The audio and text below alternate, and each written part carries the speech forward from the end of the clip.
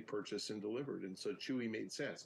GameStop makes no sense. It's time now You for can our stock of digitally the hour. download We're looking any at game. Bed Bath & There Beyond, is no which is game laying that the is groundwork for exclusive another physical. bankruptcy You filing. can't At the same download a time, the console. home Surprisingly, chain positive is for trying to Target raise $300 and million negative for the from fact equity that this was investors one of the worst by runs of April time. They a tumultuous year. Listen, you and I Include sat, I layoffs, remember you did it as store a mad dash closures, through the years NBC News oftentimes. business data report Sometimes a Ryan little Chung more is on here the to help fundamentals, us but figure we out always what pointed it out means that for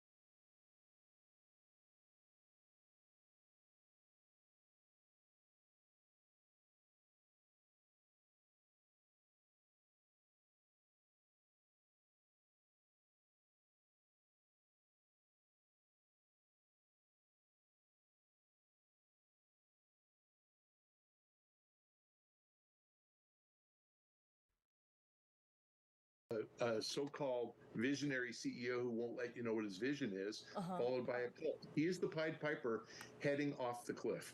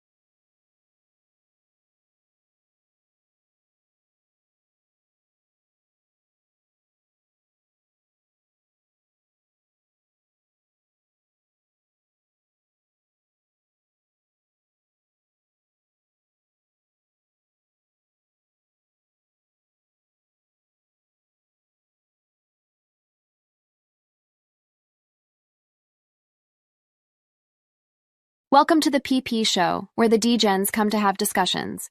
Here at the ThePPShow, everyone has a voice, no matter how long you've traded in the markets. We love all opinions at the ThePPShow, and we hope you do too. Always remember this show is mainly comprised of opinion, speculation, and entertainment. So sit back, relax, and enjoy the show, you dildo enthusiasts. God bless Teddy and G-Merica. One last thing, always remember, talk is cheap. It takes money to buy whiskey.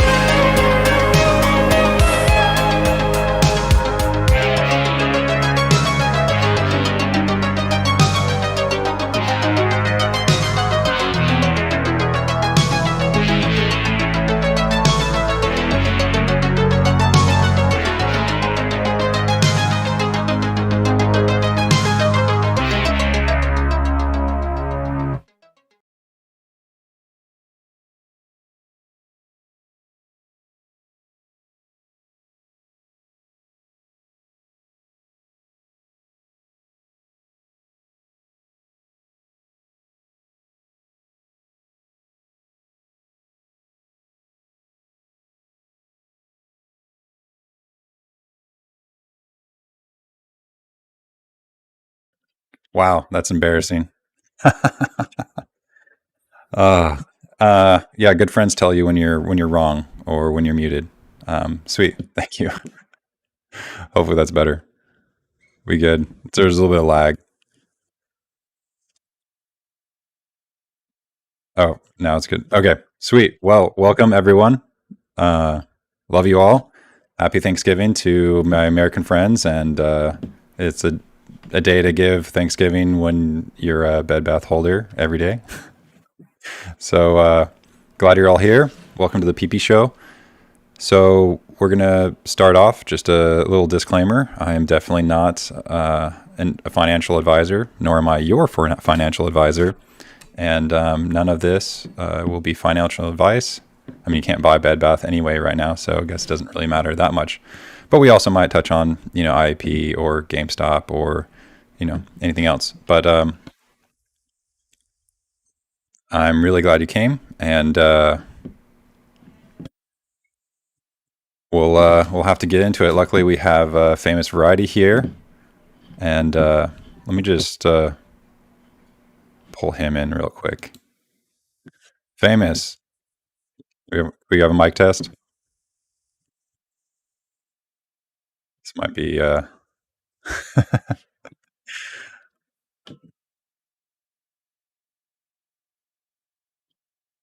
If you have to rejoin, let me know. I'll pull you back in once I see your video. So let's see. All right. So I don't know if anyone knows what ornithomancy is, but that is divination by birds. And if I were to dabble in ornithomancy, I would say we're really close. I would say that just as far as a timeline, which I'll just say a shadow of a bird landed properly on the wall of a warehouse and seemed to correlate with what I was thinking anyway. So, all right, we do have Famous back. All right, sweet. Famous, what's up, man? Is your audio there? Oh, okay. All right. Yeah. So as far as timeline, what we're looking at, there was the possibility that a bid could have been made before the exclusivity period ended. They're still not there.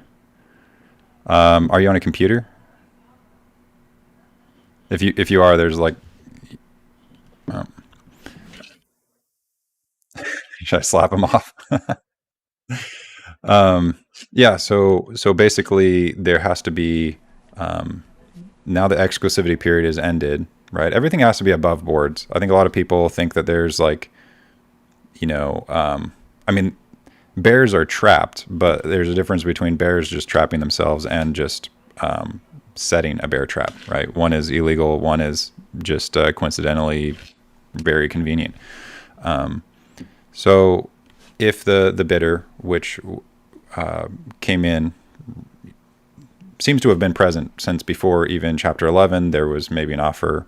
I've been going through some of the bonds and some of the old bonds, actually. We'll see if Redacted comes on, but he had posted something about bonds that were made in October. See, I was looking, and then I found bonds that were made in November that were very interesting because they were trying to make Bye Bye Baby exclusive bonds. And so that they could carve it out and sell it, because they tried to, in October, they tried to make just new bonds that were a later date, and then make that got stopped for some reason, and then they tried to then separate the bonds and have Bed Bath and Beyond bonds, and then Bye Bye Baby bonds. All right, I think Famous might be ready. Let's see what we got. Famous? No volume. Okay, dang it. So to Michael. So that also got shot down. So it seems like whoever was maybe making those offers before this contemplated transaction could have fully been considered, we thought that it was being redacted because that it was being redacted, which it might not have been actually. We still don't know. I mean, there's the Department of Justice was involved, so we don't know exactly what was redacted or why. But we do know that the judge has to go with whatever the best bid is for the business, right? There's 10,000 employees on the line, right? So, see if Famous has it now. You got it now? You tell me. Can you hear Yeah, me? there we go. Sweet. Yay. Oh, what a blessing. The fifth time is a charm, it turns out. I didn't change anything. It just decided not to hate me anymore, I guess. That happens sometimes. Sometimes you just have to wait for him to stop hating you. That's Yeah. What a blessing, yeah, We'll you're a take what we blessing. can get. Oh, dude, right back at you, homie. Yeah. No, I Good mean, to see you, bro. happy Thanksgiving. I've man, I just can't really like it's crazy to wrap my head around how close of a relationship I feel like I have to so many people, and Yeah, how that's awesome. much more rich my life feels because of you and many people. I love seeing names in the chat now, and even though it's still hard to keep up with the chat, I can just kind of look over and see Jontis and Bengal and Ross and Angel, Smudge. Like, it's just like, boom, and Dude, we've all Mo got a lot Money. to be thankful for Yeah. sure. It's Yeah. What are you been thankful for right now? Oh man, all kinds of stuff, dude. I'm thankful for our collective experience a lot. This has been just kind of the wildest ride, and I want to echo what you said as far as like, I don't know, just meeting so many great people and just the relationships that we've built, the amount of growth that we've all had, the amount of like things that we've learned together, we've laughed together, we've cried together, we've shit our pants together. I mean, come on, you can't get that kind of entertainment anywhere else. That's true. It's been great. It's been great. Yeah. So, the relationships that we forged and, the growth that we've had, and, winning is always cool. And I feel like we've won. Um, we just need some certain boxes to be checked for things to catch up, as it were. Yeah. But yeah, man, how was your Thanksgiving? Did you have a good one? Yeah. Good. Visited my parents and my in-laws, and so it's like three of my favorite groups. Now Yeah. my Bed Bath PPs. Yeah. All the major social groups, Yeah. No, I mean, I do Yeah. feel like we're family. I mean, it's Yeah. like not. I think like not like it's just that we have a shared trauma, but like It's more than that that, but yeah, I know what you mean. we also do have a shared trauma. I mean, it's a lot on the line, and there's certain Yeah. things other people can't understand. Like, for me, even like, you see someone that you tell, about it, or just anyone's like, oh, is your life taken off yet? Like, you a millionaire yet? And it's like, Yeah. well, if you look at the dockets, like they were Yeah. trying to give us our shares, ever since July. There's just Uh-huh. been idiots in the way. Things And- happen, man. Yeah. Yeah. I mean, but like no one can even conceive. They're like, well, isn't that like a bankrupt company? Like, it just, today someone, said that, and it was like, Yeah. yes. It's like, well, you do have me there, I suppose. But soon it will be the world currency is Bed Bath shares. So Yeah. Yeah, it's gonna be great. can you Oh, explain man. Sue Gov? Sorry, we said Justin. Oh, we'll get that in a sec, I guess. Sorry, what were you going to say, Famous? Oh, I was just gonna say, man, I think that's kind of all part of the experience is, holding on to your convictions when you're right about something, and you believe in something and you're doing something for the right reasons. It just doesn't matter if everybody tells you you're crazy. You got to stick to your gut. Your gut doesn't lie. So And we like immediate feedback. I mean, that's one thing about social media. It seems to give immediate feedback. But I think that, at least, I believe that our heart or our unconscious is an evaluation system. It is the feedback that will lead us to what's meaningful. And nothing outside of that can affect that. Like, our heart is enough. It's connected with, I don't know what it is, maybe everything. But we have to like have that be the first and only evaluation, and it will factor everything in for us. And because if we just do whatever for likes or whatever, it's just not going to work out. And we have to, it's not, we can't lean on someone else necessarily. We have to have our own thesis. Otherwise, when things get hard, we'll crumble. Not just for Bed Bath, right? But I mean, for me, like, I feel super confident. Someone says that, and it's like, well, how long of an answer do you want? Or I just think to myself, how long of an answer do I want to give them? But because like I know I'm watching it. I know that a $5 billion company isn't just going to disappear and just be irrelevant. But also beyond that, I mean, like we've kind of grown. I don't know. It's been kind of interesting to even like a social experiment to try to balance so many different voices and ideas, and it's kind of funny because like one that just came to mind, right, is David Simpson, right? So me and him went back and forth, right? When he first got in here, he's like, "No, you're an idiot. Bed Bath isn't worth anything." And then I was like, "I don't know. It still seems valid." And then and then later on, he's like, "You know what? You're right." And now I'm gonna have to turn it back on him. Like, no, David, apparently you're right. They did completely get rid of Bed Bath and Beyond. The only like going concern currently is Bye Bye Baby.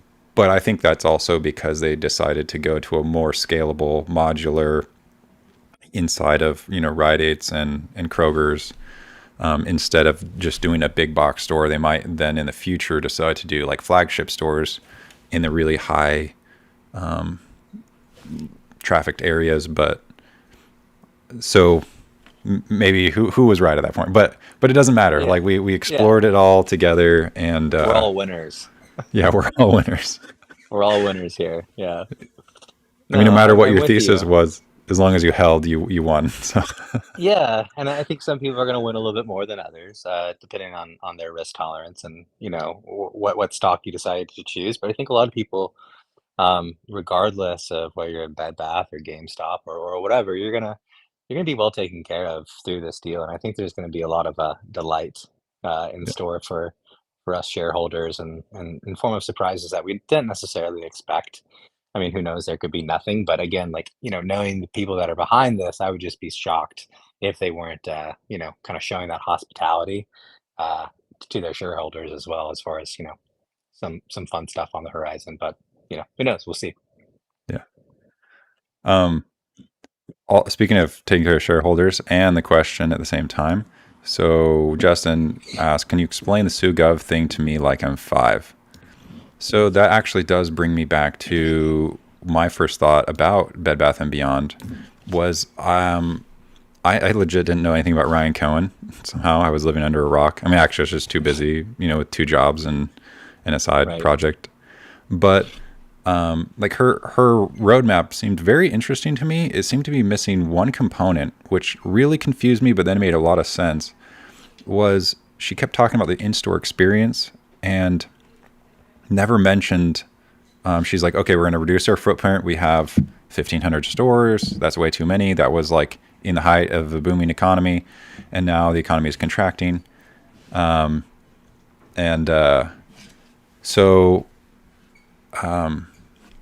It made sense that they would just use just the most profitable stores. And then they said, sorry, I was just a distraction of who came into the back lobby, at least who I think it is. Just message me when you're ready. Oh yeah. So what really I think took down Bed Bath & Beyond among a lot of things was, all of the private label stuff, all the products that were just the cheaper stuff, not the name brand, that no one wanted, which they kind of had to deal with that. That was like probably, I don't know, hundreds of millions of dollars worth of product that they were just there, stuck as a liability. The wrong truck of glass. Exactly. They chose the one that was going to make them more money. Yeah. Disc. And there's already 2 stores that do that, Walmart and, well, a lot. I mean, Walmart and Target, they already have the cheaper stuff. And so it anyway, they had to get rid of that, but also their e-commerce solution was Blue Yonder. And even during the pandemic, it didn't really help. And so it made sense. And then Overstock, they were like, oh, when Overstock came in, it made sense because it was like, okay, we're gonna get a new e-commerce solution that's gonna have skin in the game, because Blue Yonder didn't have skin in the game. They were getting paid no matter what. Okay. Well, I'm gonna bring on whoever this is because I only sent people private ones, so we'll see if this is the real deal. What's up, boys? Hey, Oh, what's up, man? Bill? What's going on? So, what's this cat in the background there? This cat? This Yeah. cat is lovingly named Kitty because I'm super creative. So she's been around since like 2017. How many animals do you got? I see you got all these. You got I've like a got- zoo around you. I'm gonna call I've you got the I've zoo got man. I've got too many, man. I've got one old cat, Meeps. Hold on, that's Meeps over here. That's Meeps. He's like 100 years old now. And then that's Queso, and that's Kitty. And then I had a little kitten follow me home the other day when I was running. And you just can't leave a kitten out there. I mean, that's So, are you married, or what's your story? no. I am not. I'm not So- married. So, do the girls love all your cats? Well, I mean, I think every girl loves cats, right?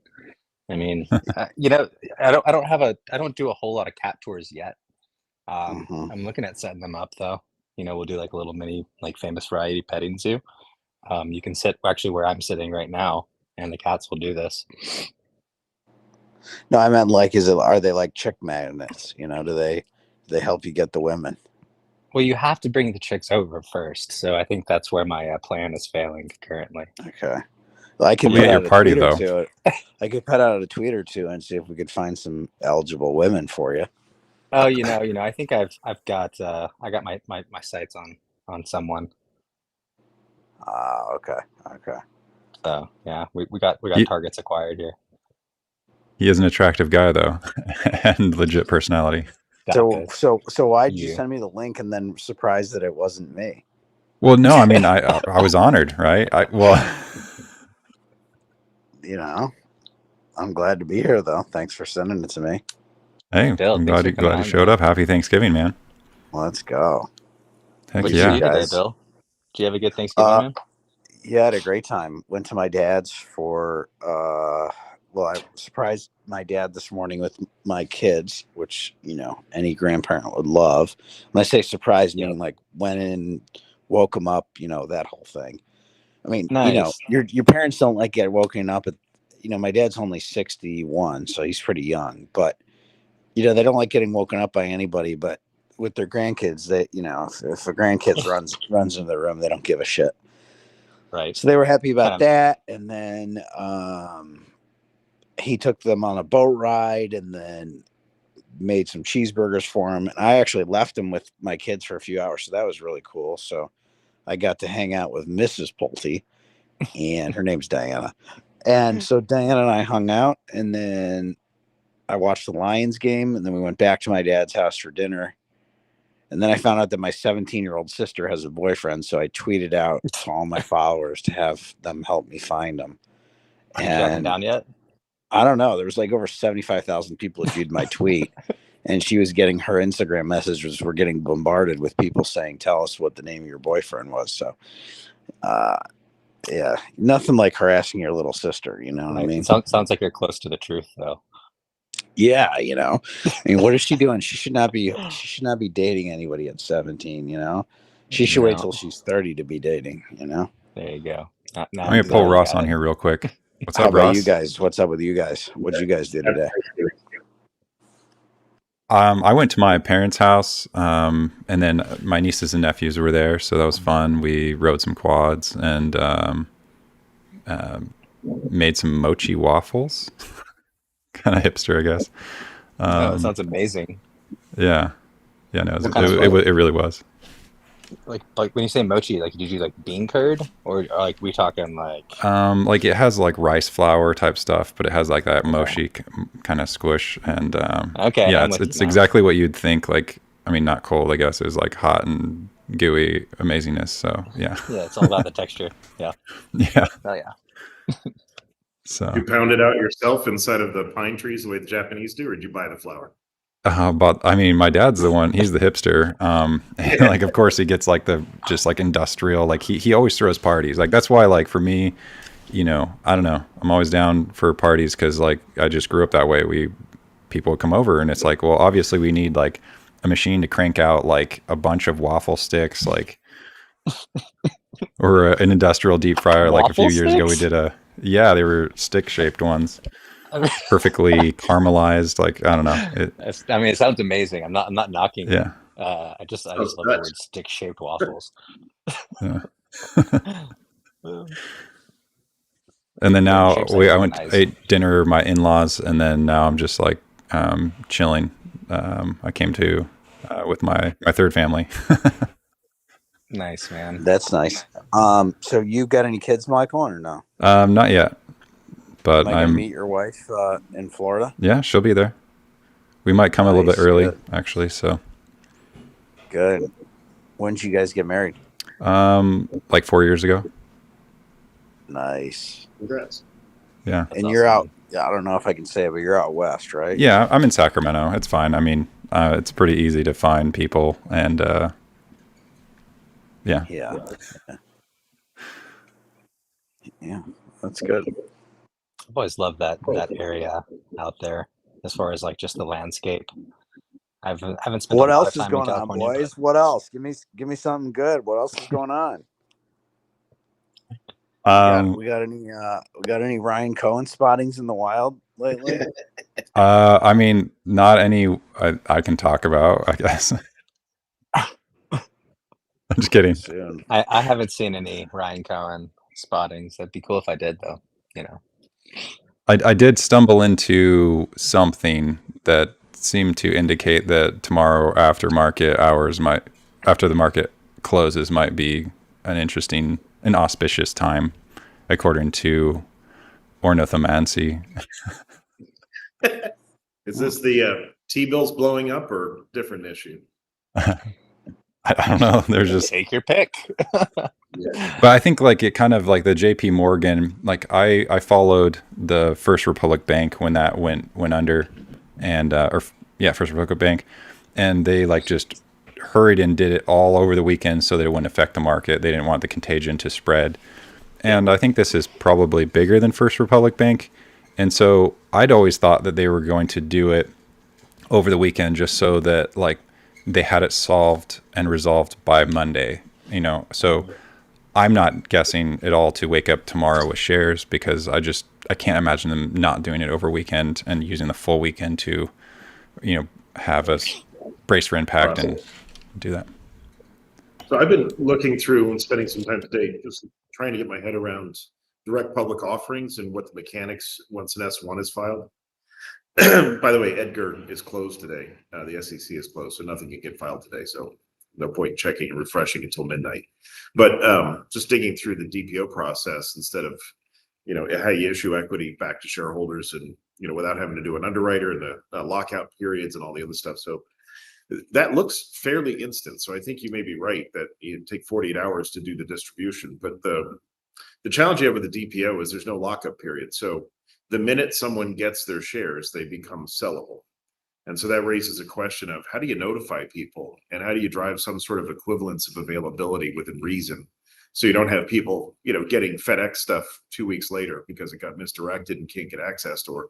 So it leads me to believe you got to do something electronically. You've got to understand who the shareholders of record are, and I go back to them wanting to get identification of all the shareholders and sort of list of those things, the DTC stuff. So I'm just trying to wrap my head around like what the timing and mechanics would look like if a direct public offering was done, and then what has to happen substantially in terms of the plan, because right now we have a confirmed plan, but I'll argue, as I was talking with somebody on Discord, it's not consummated yet, meaning the definition of a consummated bankruptcy is you've withdrawn your registration in the states you operate in and you've canceled the legal entities that are foreign corporations.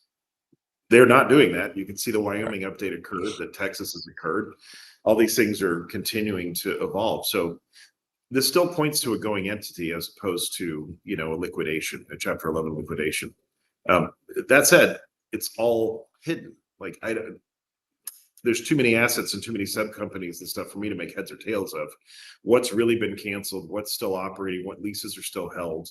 I understand the Alamo, still has assets in it. Some of the other butterflies still have assets in them, but this is where I need somebody with looking at you, accountant. Need somebody with an accounting background like Travis to come on here and sort of really build a spreadsheet that talks about all known assets of Bed Bath & Beyond and what the disposition of them are, and substantially where are we at in terms of the dispositive nature of those assets. Because if substantial assets still remain, they still have yet to deal with the super priority claim from Brandon Meadows and the elements that are there. So there's still way more stuff to be resolved here. And we only just left the period where it was an exclusive plan that allows a creditor to be able to do a credit bid. And so this is a question of how far down the path towards reorganizing versus liquidation. Has all the actions we've seen so far been intentional acts to reduce the OPEX and obligations of the company so that they can emerge? Or is it truly the steps towards a liquidation? Without a really good spreadsheet that breaks down what all the assets are, what operating entities still remain, which ones are being re-registered, it's really hard to track. But you and I can still see huge warehouses sitting out there with trucks at them. So I'm still kind of in this, this notion of keeping your strategy secret. There's also keeping the evidence of the strategy secret. I got to give him credit. He's doing a very, very good job of being able to move silently without very much evidence. At least I can't find a lot. So I mean, I don't think they really need a lot of assets. I think that basically the reason that people are going to come together, different companies, in a sort of Kiretsu sort of format, is so that they can leverage all of the distribution centers, because a lot of them were renting out portions of it to other people, but like that was like you couldn't really predict that. And all right, boys, I'm gonna thanks for coming in. I really appreciate you. See you, boys. Thanks, man. Happy Thanksgiving. Take care. Love that guy. Yeah, he is awesome. Sorry, I dumped out of the Thanksgiving chat and dumped straight into DD. Sorry. Yeah, no, you're good. Yeah. I mean, I see, I don't know what things are supposed to be. Like, that's the thing. Like, it's kind of been interesting to have this collective voice kind of, form towards things. And, but as far as like your thoughts about the assets, like, I think that like, a lot of companies would have to come together because it would be redundant to have big distribution centers that aren't fully utilized from different companies in the same area.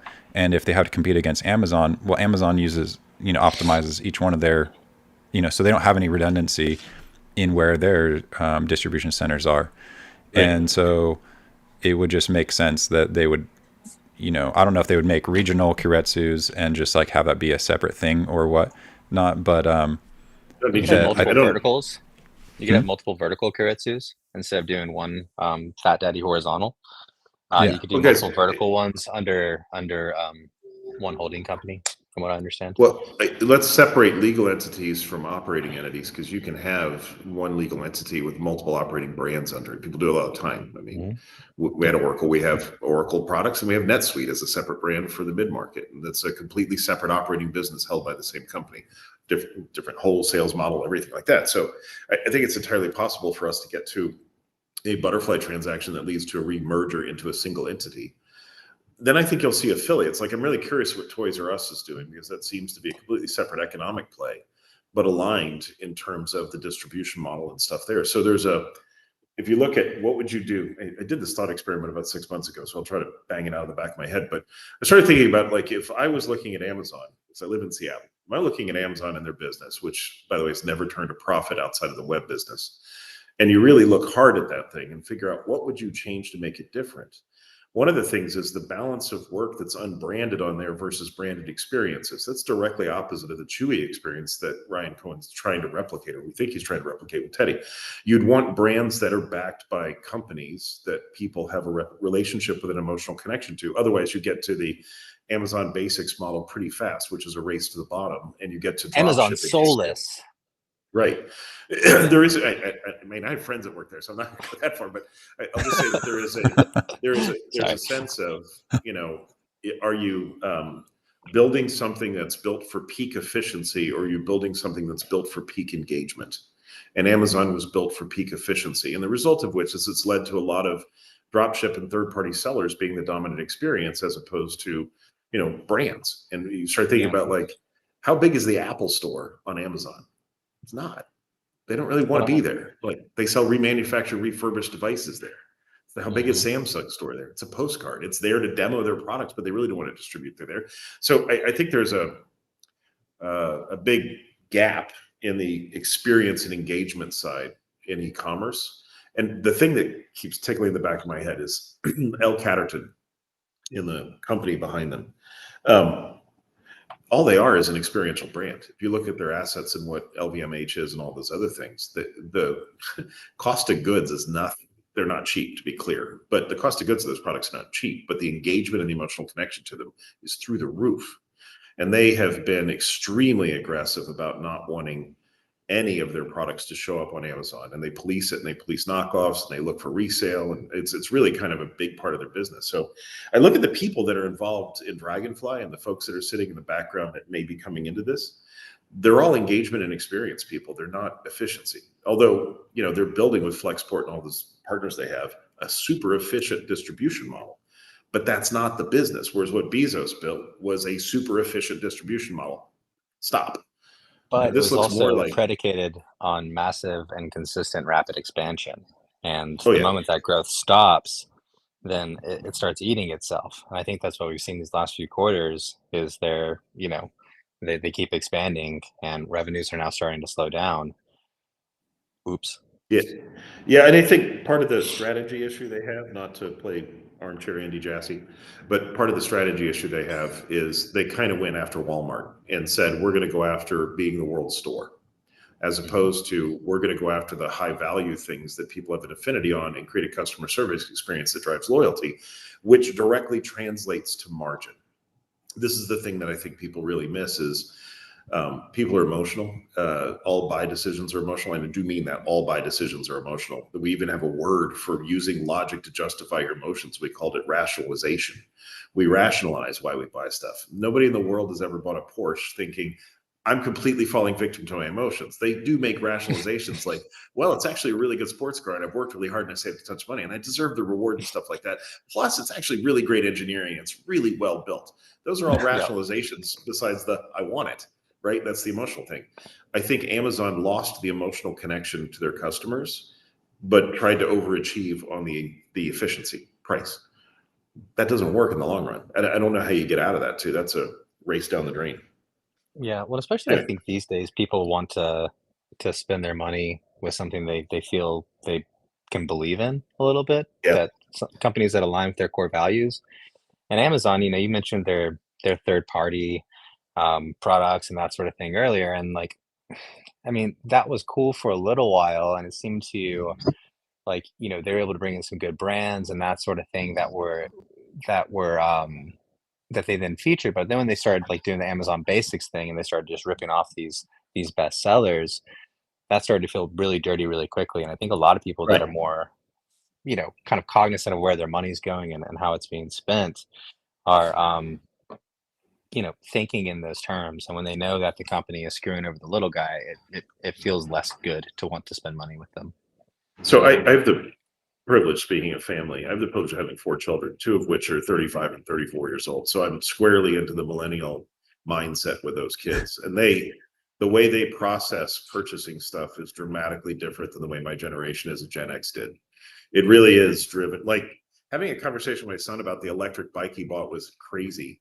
And he ended up convincing me to go buy one, and they're great. But his model of going through the thing, you know, his pitch to me was like, here, he knows me. He's like, here's the engineering specs, 750 watts, you know, power, what it does, you know, pedal assist, blah, blah, blah. And then he started telling me about the people behind the company and started telling me about why they started it and what their goals were and what they were trying to do with electric bikes. And I'm sitting there going, bitch, you had me at 750 watts and it could move my fat ass up a hill. But if you want to tell me the life story behind the owners and stuff, great. But that was a part of his value criteria in looking at buying an asset. And it's not a cheap bike, right? It's not a, you know, Schwinn, it's an electric bike. So I really do think there is a shift in consumerism coming away from, you know, how do I find a race to the bottom on the cheapest way to get my latest Clorox wipes into the house? Because that's a commodity good. And on to where do I spend my money on things that create value? And I think that's like Bill was saying in a show a few days ago, he's like, well, why don't you guys cover a lot of stocks? And it's like, well, because the board matters. You know, our generation, my generation realized like the hard way what happens when you use your money to vote for companies that don't have people with a good vision at the top. That they, yeah. I want to pivot for a second and talk about boards, because I'm on the board of 2 private companies, and I've served on other private boards, for profit, not nonprofit boards, but companies that intend to get acquired or go public or have exited and stuff. And I've also interacted with the boards of public companies in my jobs and the work I've done and stuff like that. I can tell you, Ryan's onto something when he talks about skin in the game and board members owning the company and having a significant amount of the assets that the board representing ownership as opposed to interest, like getting RSUs or board options. It's a great way to build equity, but it's not coming in with, I've got a stake in this thing and I want to make sure I'm vested on it. One of the private companies I'm on the board with, there's 5 board members on it. And when you look across the members of the board, we represent 65% of the ownership of the company. We are all highly, highly committed to the customer experience. We're all super focused on how the team is doing, what they need, what problems we can help solve for them and stuff. So the level of engagement comes from, I got, $1.5 million tied up in this private company that, scaling up, and it's doing well. And we're going to scale it up to $100 million in revenue and scale the thing out. That's great. But, every day when you walk into a board decision, that people across the table are committed to the outcome. They're committed to the customers. They're committed to the employees. And this isn't a gig for them. It's not a governance role. They're not coming in to say, well, I've got experience as an attorney, or I've got experience as a CPA. I've got experience doing governance and stuff like that. So that's kind of the thing that I think is a big difference here. When I look across boards of e-commerce companies, and there are a lot of them out there, you see a fairly significant split between the ones that are, we hired a bunch of people who are going to say yes. And I'm not going to pick on this particular company, but I just want to tell you, I have worked for a CEO in my past who was also chairman of the board. And he tried to put people on the board that would say yes to him because it was far easier to get stuff done. I mean, I understand the motivation. Like, if you've got a whole bunch of people who are going to argue with you and tell you, no, don't do that stuff, you're going to end up taking forever to try to get stuff done. So there's a speed of having a compliant board, but it comes at the expense of having people that are there arguing for the customer and arguing for the employee and arguing for stakeholders because it's their money. So that's one thing I just want to point out is I look at some of these other companies, especially some of the Bed Bath & Beyond directors before this occurred, you look at their ownerships, they're sitting in basis points. Like, I don't think you should be a board member of a public company unless you've got a significant stake in the company relative to the average shareholder, which, by the way, something like Apple, it's really hard to have a significant stake. It's really hard to own 10% Apple. You're Warren Buffett at that point, right? That's right. Really hard. But to say, I'm a board member and I've put $10 million into Apple, and now I've made a personal financial stake in the success or failure of that company is really going to drive a success or failure for me. So I have this general principle that when I look at boards, I want to know, is the amount of money you gave them in RSUs to be on the board as board options, what percentage of that is of their holdings? And their holdings should be 3 to 4x what their board RSUs are. If it's not, you've got a misaligned set of behaviors. Oh, by the way, I just want to pause for a second. I'm trying out the Jake 2B famous variety couch squat. It's all Jake 2Bs. It's Jake How 2Bs, man. I mean, it's comfy. He's the one that drew me to it. It's nice, right? It's kind of nice. Yeah, and I'm not getting my fat waddle showing up when my camera's back like that. It's a struggle, man. It's like the Slav squat. Yeah. But anyway, that's just a thought on the governance stuff I think is really important, is recognizing who's on that board really does matter. Well, it's like you can't even trust them if they don't have any vested interest, right? At that point, it's like, why are you here? Are you here for clout? Right. Are you here for resume padding? Like, if you were here for the right reasons, you would have count, right? Absolutely. And I think that there has, like, my idea is that, like, if I think that stocks could be less speculative if, like, basically to get on the board, you propose like a plan, and it's like the company could afford to do this much of a dividend. And I just would rather see stocks like all go sideways and then just the dividend kind of slowly fluctuate, rather than just like, try and, guess the bottom. And I think, if people it would be a lot easier to look at someone's plans and they look at, the numbers like, well, it seems like it would work, and then, you wouldn't need people to manage your money. You just pick the companies that you like and, collect your dividend. So that was my grandfather. My grandfather was, a very successful guy and had a lot of assets. And when he passed away, I had to do a lot of work with my grandmother on helping liquidate and settle the estate and stuff like that. And it was shocking to me as, I was in my 30s at the time, but it was shocking to me to see how much of his assets were direct registered. Like he owned Home Depot from the 80s, DRS, like a significant amount. That's awesome. And this is kind of one of the things I've started noticing about truly wealthy people is they directly own their assets. There's no custodial. Yeah, they don't mess around with that stuff because they know. No. Right? Well, you want direct access to voting too, Mm-hmm. Yeah. Yeah, there's something about being old school in certain ways. Sometimes simpler is I guess I'm going to better. step away for 1 second. I'll be right back. All right, sounds good. Hey, Hotch and Redacted, thanks for coming. Do a little mic check. Yep. Can you hear me? There we go. Sweet. Yes. All right. Happy Thanksgiving, y'all. Happy Thanksgiving. Happy Thanksgiving, dude. Quite an interesting freaking convo. This shit started out in many different directions. You guys are covering banks, went down some, bye-bye baby stuff to that one super chat asking about Sue Gov. I mean, is it not weird that the person that was in charge of Bye Bye Baby before becoming interim CEO for Bed Bath is now the current CEO who happens to still, as of her last Fintel filings, hold shares? Or, well, Yeah. I don't know, she man. did. I heard it's a typo. Going in. Everything's a I heard typo. it's a typo. Yeah, somebody told me it was a typo, I mean, so it's got to be a typo. It at least intrigues me. I think it Those are also. interesting. Oh yeah. To finish that thought, what the reason when we were talking about Sue Gov is she spoke as if the online portion of the company didn't exist. That was like the vibes I got, and I watched it a few times. And it makes sense that if they had already kind of said, we're going to separate the e-commerce from the in-person experience, and that she said, oh, we're going to have an all-women's board in charge of that. And so that totally made sense to me, and I think it fits. So also, I didn't realize David Simpson brought up, he said that Ryan Cohen nominated her to be the special transaction or whatever, the person in part of Plan administrator. Well, before the plan administrator was like something like a special transaction coordinator or something like that. I can't remember what it was, which would have mean that she would have been kind of the one heading up the carve out and whatnot. So I must have missed that. Gotcha. That's yeah, cool. actually, Redacted said he had some good DD on it. Hey, what's up, man?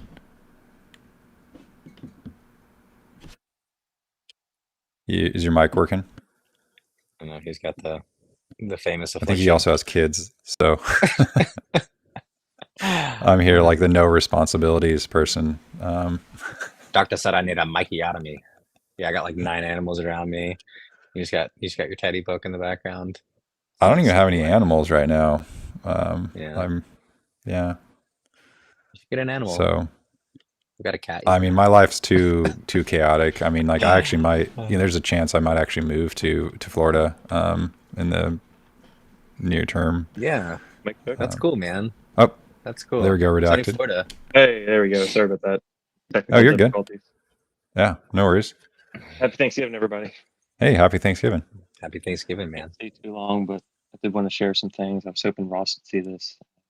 Yeah, I was hoping you'd come because I was trying to corroborate / understand your post, and all I could tell was it was bullish, and I felt like a smooth brain. So It's about It's good enough for me. as good as you can get, really.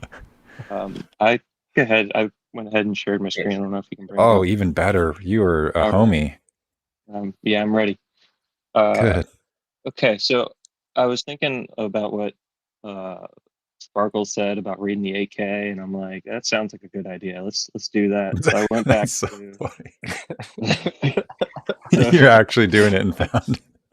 I went back to the 8K from which one's this? This might be for the second amended one. Yeah, back in February 2023. But the actual interesting language is on the first amended one back in October of 2022. If you look at the 8K, you'll see that there's like not a ton of information in that, but all the really detailed stuff is in the exhibits that are attached. And there's the First Amendment to the credit agreement between J.P. Morgan and Bed Bath with 6th Street as the FILO agent. And then I was just reading through, and I saw there were a couple attachments that weren't here. So this is saying Schedule 9.23 is attached as Annex C, and then if you look, there's no Annex C attached or B Ooh, in this one. that is So if you go spicy. to 9.23, look at what that is talking about and what other parts of this 8K have this sort of language. And section 9.23 talks about an agreement among lenders. And then go down to this part where it talks about credit bidding in relation to this asset-backed loan from JP Morgan, where it says that JP Morgan has, under sections 363, which we now know is applicable due to the Go Global lawsuit. The response from Dream on Me mentioned the 363 sale. So just by being a secured party, they have the ability to credit bid all of their obligations just by being part of this.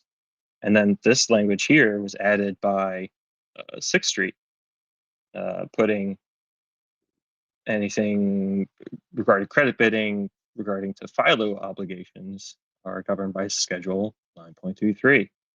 But that doesn't exist anywhere on here. And then I found on... Wait, so right there it said with consent of the... So yeah. It seems like there's been a fight, with prior consent to the FILO agent. Basically, like who has first right, the first lien on baby. It seems there's been a question since 2019. And then it looks like it came up again in October of last year. And it still is this kind of well, I think it's settled, right? But that's a good point. I didn't think of that. But yeah, it looks like the FILO agent is the one that needs to give the consent first. So so JP Morgan was like, "Hi, Mrs. Hey, Ross." Exactly. So it gets deeper. If I was trying to figure out where this Schedule 9.23 and where I might read this agreement among lenders would be, so I looked at the next one where they had the Second Amendment.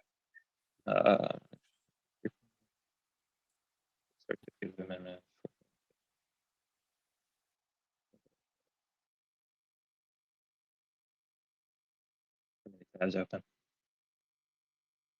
thought this was the one that it had. Oh, maybe it was in the 10.1. Oh yeah, in the Second Amendment. And you look up Annex C again, and it mentions the same thing, that 9.23 is amended and restated as Annex C, but it's not attached. It's redacted from the SEC filing. So I did some Googling, and I found this document on Alvarez and Marshall's website regarding credit arrangement with Bed Bath & Beyond Canada, and they're as BBB instead of BBBY, because they are. This is their name in Canada, or one of the names at least. Okay. And you can see they talk spelled Bed in Bath & Canadian. Beyond all over the place. But this one says the same thing. 9.23 is amended and restated, and XCC attached, but it's here. And everything about it is about bankruptcy, insolvency proceedings, what the order of payment would be, turning things from pre-petition to post-petition financing. And if you go down... Did you find anything spicy in there?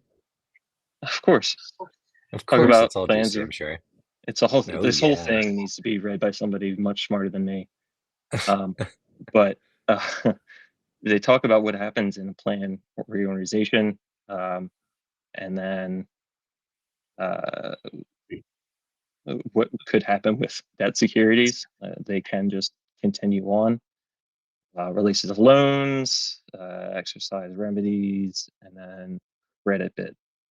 So in the agreement between or for the FILO parties associated with 6th Street, there is language in here saying that they can credit bid their collateral for the FILO. Basically at any time under Section 363. Which is a bankruptcy. So it seems like that if they were, but I don't know when they got behind on their payments. Does anyone? So that's another thing. It was on the 4th amended one. But let's bring up the thread. They actually part of the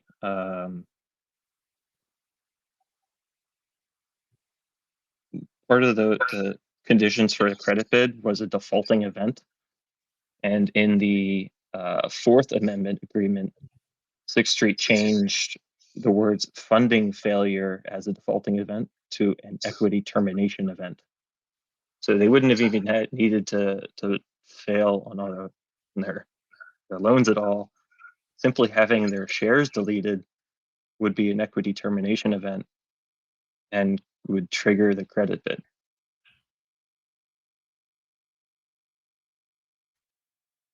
Well. There's so many just like whenever I think about this bankruptcy play, I think about the shorts trying to be like a really, really dumb Indiana Jones running through the Temple of Doom. And you're just like, everywhere you turn, there's like spikes shooting out of the wall, or like, Judge Papalia with a steel chair. It's just, there's so many. It's just so clear that they've done such an excellent job locking this thing up.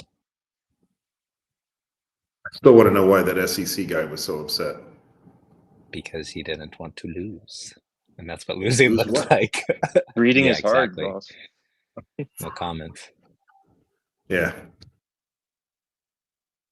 Anyway, I can't stay too long, but I thought I'd get this out Thanks, there dude. and invite anybody to reply to me and prove me wrong. But I think this is kind of pretty clear evidence that 6th Street would by default have an equity credit or a credit bid available to them with simply the equity termination event. Yeah, it's definitely worth a little bit more of a dig. As you said, is that linked on your Twitter? It is. Okay, cool. Yeah. Cool. I follow you. I think You're the man. Just to point out, awesome. all of those like specific color changes are certain grammatical like additions or removals, and that was specifically added. Like, Yep. that's juicy. Yeah. The old that's- switcheroo. Black cat runs out.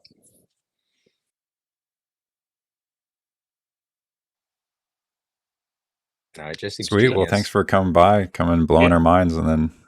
Hey, Rad, this is really good work, Rad. I like that. The old cut and run.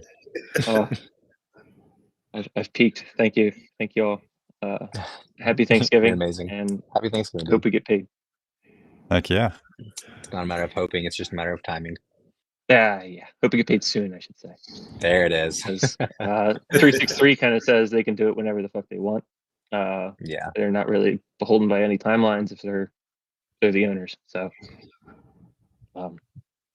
no dates, but I can't imagine it would go very, very long, and that they wouldn't want a taxable event forced upon them this tax year. Heck yeah. I just put your handle in the chat, so anyone that wants to follow up can. So great, thanks. Nice. Have a good night, guys. Night, man. Happy Thanksgiving again. Night, dude. Happy Thanksgiving, man.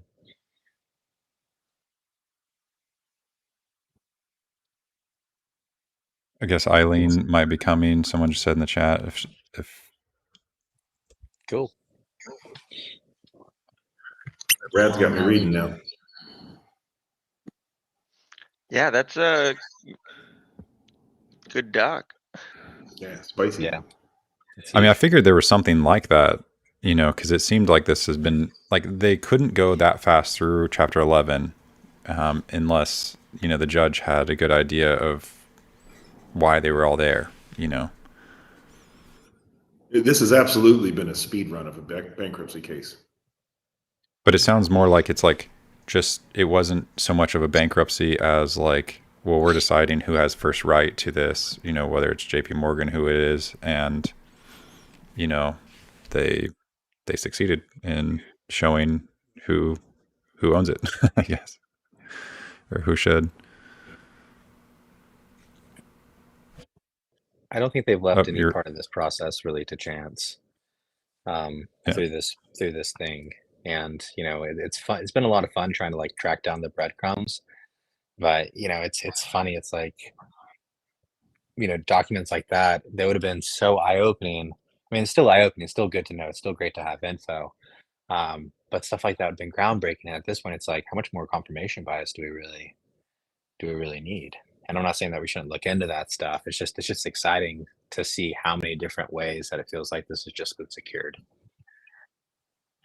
I mean, just to be transparent, I'm also looking at this as a significant shareholder, even though credit rates are extinguished and all that stuff. I'm curious, or share rates were extinguished. I'm always curious as to why this is non-standard. Like, if this was truly a reorganization, this would have been really great. And so I go through this and I start thinking about, if there isn't an outcome that leads to reorganization and a successful edit that includes a credit bid and recovery of some point for that creditor, at least, I'm not going to sit here and argue for Brandon Meadows or whatever his name is as an attorney, but if I was in his shoes as opposed to a shareholder, I would be very curious and then litigative if it didn't end up with a credit bid for me, assuming that credit's valid, right? So now it becomes a question of, that's kind of, all right, you have an inevitable lawsuit, which also leads under the super priority rule if that credit claim is valid. It leads to a reassessment of the rank of prioritization and all the other sort of stuff. So I'm kind of on this path of like, this is going to be the biggest civil lawsuit in financial history if it doesn't lead to a reorganization and exit that benefits that credit bidder. Straight up.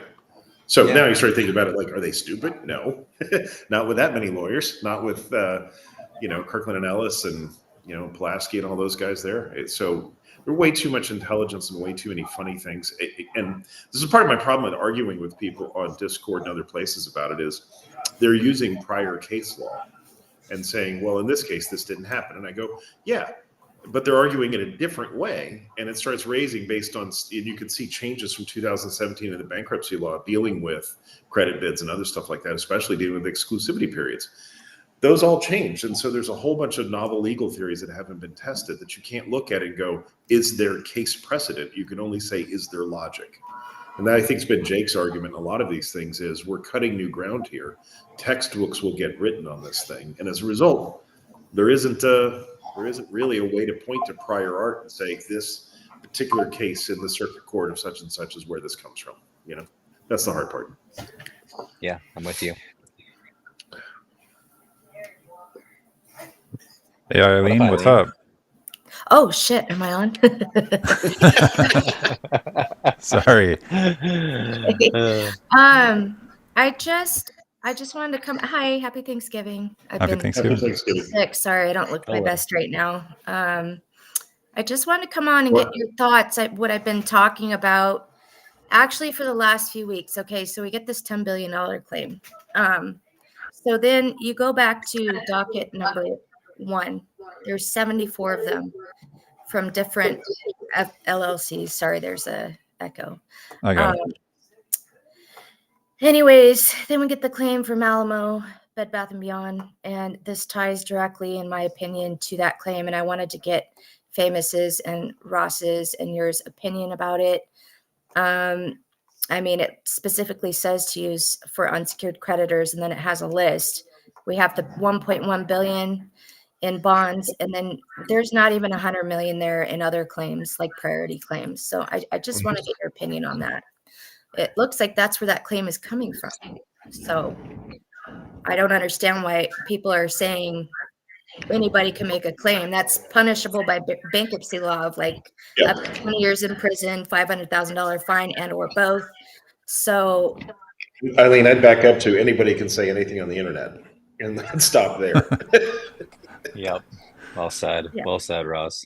Because the consequences for filing a false claim are, as you point out, severe. Mhm. The consequences of delaying a bankruptcy and interfering in the exclusivity period are severe. So it's just kind of like there's a lot of guardrails here that people are like, I don't understand why they're not doing this. I'm like, yeah, you're correct. You use the right verb. You do not understand. Okay.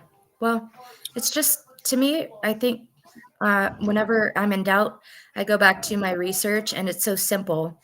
Being more taking a more simplistic approach to me has been the best. I mean, they've done a really good job with a lot of people online by saying using like absolutes to me is a big red flag to me with all of these people. So, I mean, everybody can have their own thesis. There's no absolutes right now, but I feel like for me and my research and the community that I'm in, I'm fine with where I'm at. So, Yeah. I appreciate that. And I think also when you brought up something really important about the size of the other claims relative to Brandon Meadows' claim, this guy is the Kool-Aid man coming into this bankruptcy at the last minute.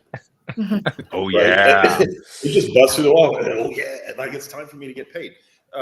So I think that's kind of one of those things that's coming into this novel aspect of it is I've never seen it. I'm going to be blunt. I've not looked at a lot of bankruptcies, but I've had to go through looking at some of them because they've been often partners of ours as tech companies that went bankrupt and they have assets of ours. And so you look at them, those are mostly liquidations or the reorganizations, and they're fairly straightforward. But I've never once in my life seen late in a bankruptcy proceeding a credit bid come in that's 10x the outstanding claims. It's just insane. Have you considered it could be a typo? Thank you. TYPO. It's simple. I mean, TYPO. The number seems kind of like it's where double did what. Where did you put your blonde wig? My eyes aren't that good. So. It's sorry, your pink wig. Yeah, pink the cat's wearing it right now. It got some honey on it when he was selling honey, according to the Teddy books. In my slithery shoes. Yeah, I think you're right though, in the sense that it can't be a typo, as Eileen's pointing out. It has to be validated. It wouldn't have gotten on the docket, and if it was like you got to enter that number in so many different places. It's not. Like none of those arguments hold up. So I'm going to assume it's legitimate credit. All the arguments are that bad. They all boil down to being just as bad as the typo one. It's like when I was debating the merit of RC being listed as a debtor and a creditor. I mean, the responses I got for that, it's like, you call me crazy, and you're saying that maybe he paid for the leases of some stores for funsies, and like that's your way of explaining this away. Like, I'm sorry. It's a really complex tax move where I'm going to owe money to myself. But if you think about, like, how much did RC say that baby alone was worth, right? Several billion. And like you look at, like, I really think that it would be easier for Bed Bath & Beyond to totally beat Wayfair. And Wayfair, kind of their market cap goes between 5 billion and 10 billion. And so saying 10 billion for both of them, it's actually kind of just like a fair value. So it seems, it makes sense to me where the number would come from, actually. Yeah, especially if they were buying it before bankruptcy. Yeah, and it's like, nobody's gonna be able to question whether or not that was a fair deal at an arm's length transaction. I mean, 10 billion, that's on the upward end of their previous valuation in regards to, like, them operating at closer to, where their stock price should be. But then you couple that with these joint partnerships that we've theorized, along with, things like Shopify. Oh my God, my cat's going crazy over there. You can really scale that very, very quickly. And then that, 10 billion you just spent becomes, multiples of that very, very quickly. And Ryan said that he had, he looked around to see what companies just didn't have an online presence. And that's why he picked Chewy. That was one of the things. Was he was like, wow, PetSmart just doesn't have at all an online presence. There's, a lack of digital penetration. And, so, that also is where Bed Bath & Beyond was, like, not too long ago. And so it makes sense that he would like have that in his sights a while ago, as far as like, if it's making 5 billion without it all doing the internet thing, like what if you actually help them do the internet thing? Well, and you do all these other things like get rid of the toxic leases and, stop the buybacks and all these other things that were just bleeding the company dry. And then you right size the store footprint as he's done and they'll continue to do. And then, emerge in other markets where, you can kind of get these synergistic effects with your other partners. I mean, it's taking a beloved brand that was beaten and abused and then revitalizing it to its best and most modern self. And then if you can do that across all these different industries, basically knocking out all of Amazon's top selling products, then you've got something that's going to kick ass for decades. Especially so we got someone here behind it. To come say happy Thanksgiving. I'll bring him on right now.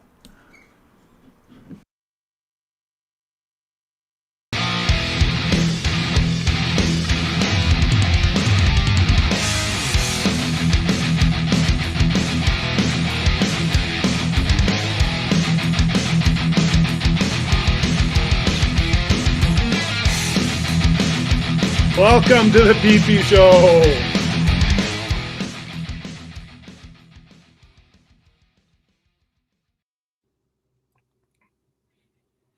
Heck yeah. Hey, Happy Thanksgiving.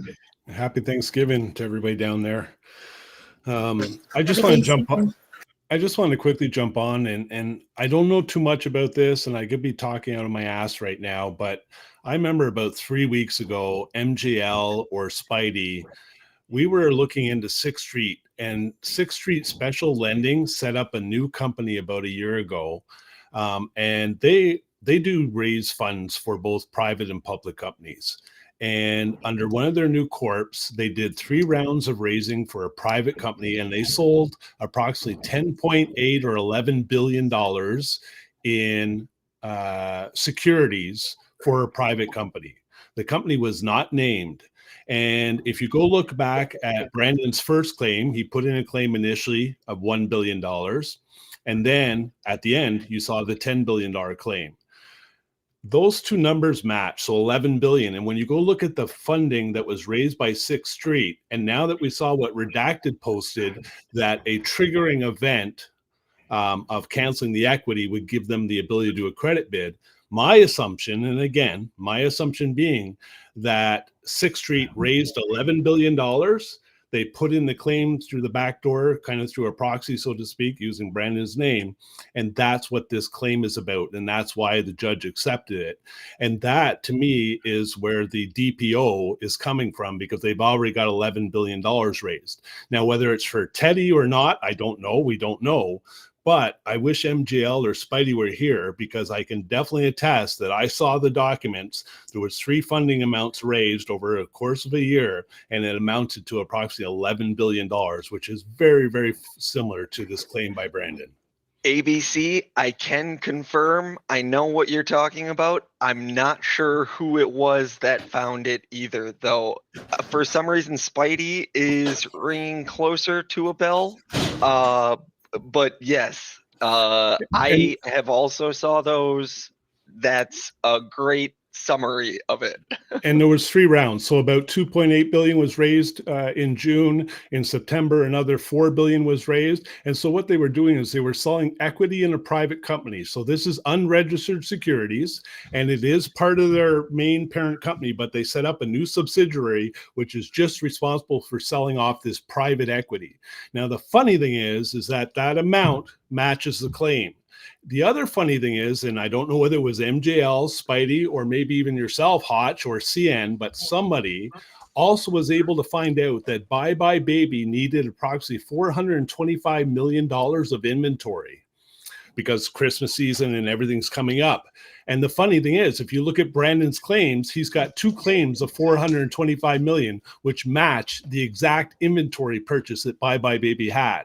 So to me, it looks like the outside claim is now available to be that claim represents what Sixth Street did through their private equity, and it looks like somebody funded the inventory and also did a private equity raise. So I'm just putting that out there. I'm not smart enough to know where to go and find it again. I have been on Sixth Street's website. I am looking at some of their 10Qs and stuff like that, but I definitely know what's out there, and that's why I believe we're going to have something called a DPO. Oh yeah, dude. Well, Was this and- recently released info? Like, did this just come out, or is this like buried in a 10Q somewhere? I think we actually did on the PP area, show. probably.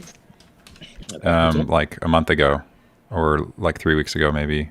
We did touch on it, and the funny thing is, it almost got derailed. And I remember, and I'm going to say it, I remember Pult showing up, and something got derailed. And to me, it's like, is he trying to steer us away from this or what? And it kind of intuitively said, there's something. Why would Sixth Street do a private equity offering for these unsecured equity and the amount be $11 billion, all this within the past 1 year? And the funny thing is, Teddy was registered basically 2 years ago, as of July 17th. And that's usually what you do, is you get a 2-year window for this new registration to do something called a SPAC, where you get to go approach investors. And the funny thing is, that's where we came up with the number $25, because those equities that were sold by Sixth Street, if you take the average price, it comes out to about $25 and change per equity per share sold. So I'm just throwing this out there. I'm not smart enough to know whether they correlate, but to me, the timing, Sixth Street, obviously with a credit bid, this claim that comes in after the fact, to me, I think is correlated. So when I was doing the Carrot CDD and I was digging through the Sixth Street financials, one of the things I found was a holding company called IRGC. It'd be interesting to see if those, if we could find those amounts, to see if they would link up, because that was the one that I speculated. Am I pausing? Am I hard to hear? Oh, I can hear you. I can hear you fine. Did you hear all that ramble? Yeah. No, you're good. we heard you. We heard you. So again, Hotch, I think it was Spidey or MJL, but I remember spending a night almost till 4 o'clock in the morning going through that. And we went through every equity raise, because there was 3 of them. And I remember it coming, I thought it was about $10 billion, but then it dawned on me, it's like, you got a creditor coming out at the last second and asking for a $10 billion claim, which is astronomical. Like Ross said, it's 10 times the debt that's on the table right here. So it triggered a warning. And so I thought, okay, well, 10 billion's the number. But I looked back and looked at the total, and I asked Spidey or somebody, MJL, to confirm, can you add up all those 3 rounds of unsecured equity sales for me? And he said it came to about just over 11.8 billion. If you go look at Brandon's total claim, go add up the 1 billion, the 10 billion, and the 202 425s, it's almost there. Oh, Spidey's asking for a leak. Yeah, let's get Spidey in here. And to just quick touch on it, because Eileen, I know you had spent a lot of time watching the court hearings. Wasn't it in June where Holly Etlin had said something along the lines of a $5 billion valuation that everybody at that time sort of like went, it confused a lot of people. There was a 5 billion. So for all of a sudden a 10 billion area sort of seeming like might be offer would kind of make sense if it's for everything in a separate, deal, an amended deal. Yeah, I think specifically she was talking about, I thought she was talking about Bed Bath at that moment, if my memory serves me correctly. So it's just one entity.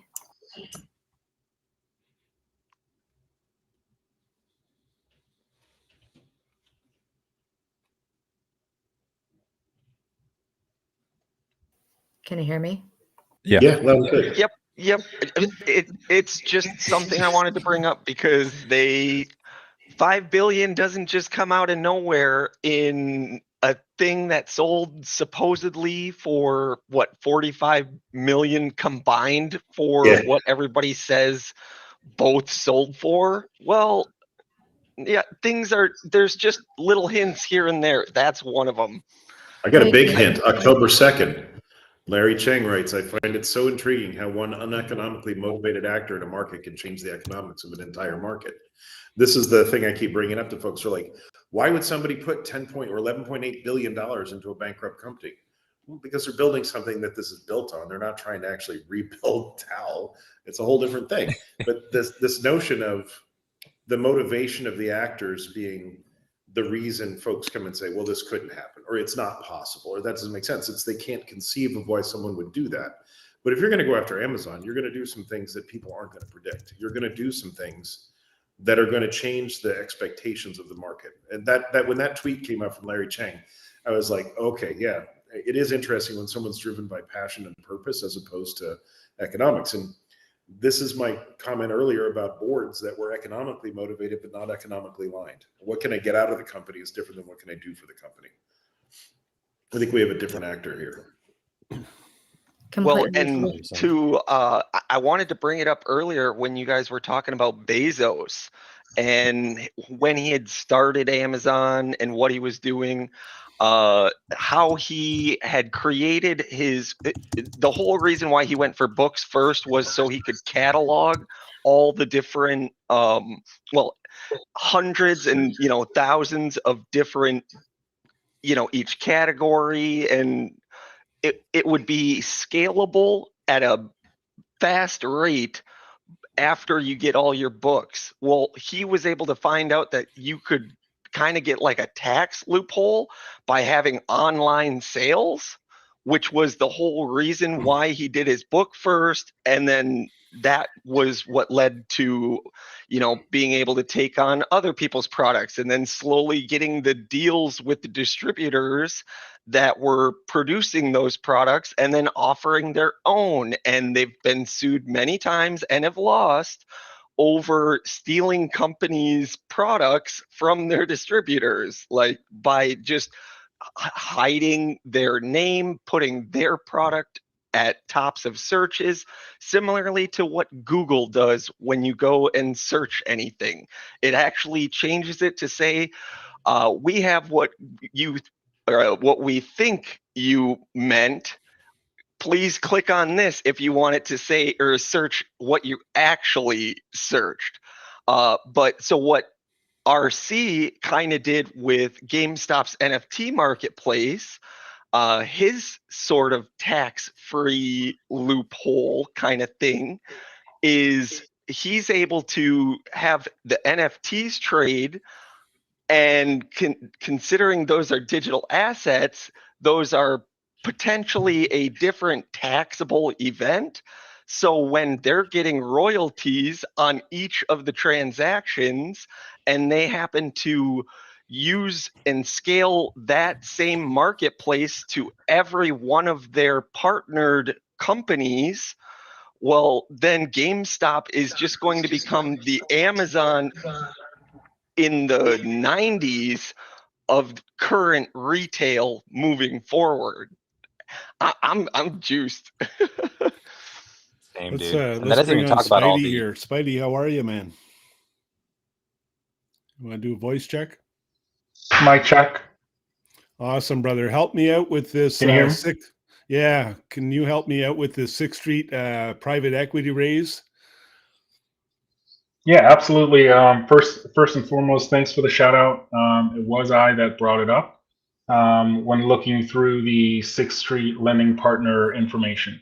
And again, I think I go back to the conversation, and Michael, if I can just share my screen.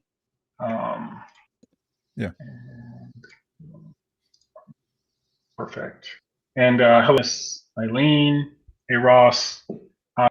Hachi. What up, Spidey? So it should be pulled up now. So just looking through 6th Street Lending Partners, and again, this was something that caught my eye. Again, I want to say it's over a month now at least, and just looking through, there was a couple of different selling of unregistered entity equity, and specifically when I was looking through, I know Famous and I, we had a conversation, and let me know if I need to zoom in, but it looks like it's good. But we had a conversation in regards to the 10Q for 6th Street. But again, one of the things that I noticed just doing my own due diligence was you had a couple of different equity sales, right? And again, for me, it didn't really make sense. Again, this is under Sixth Street Specialty Lending, Sixth Street Lending Partners, which was just formed for Bed Bath & Beyond. Sixth Street Specialty Lending is the parent company in a sense.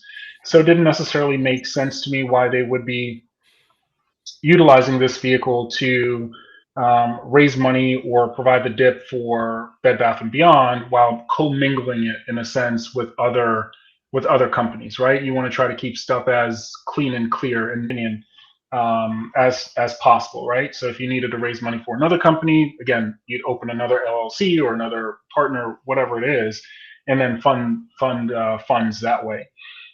So I do want to just specifically just kind of bring your attention to a couple of these different ones, and I'm just going to open up the tabs because I think it'll work faster.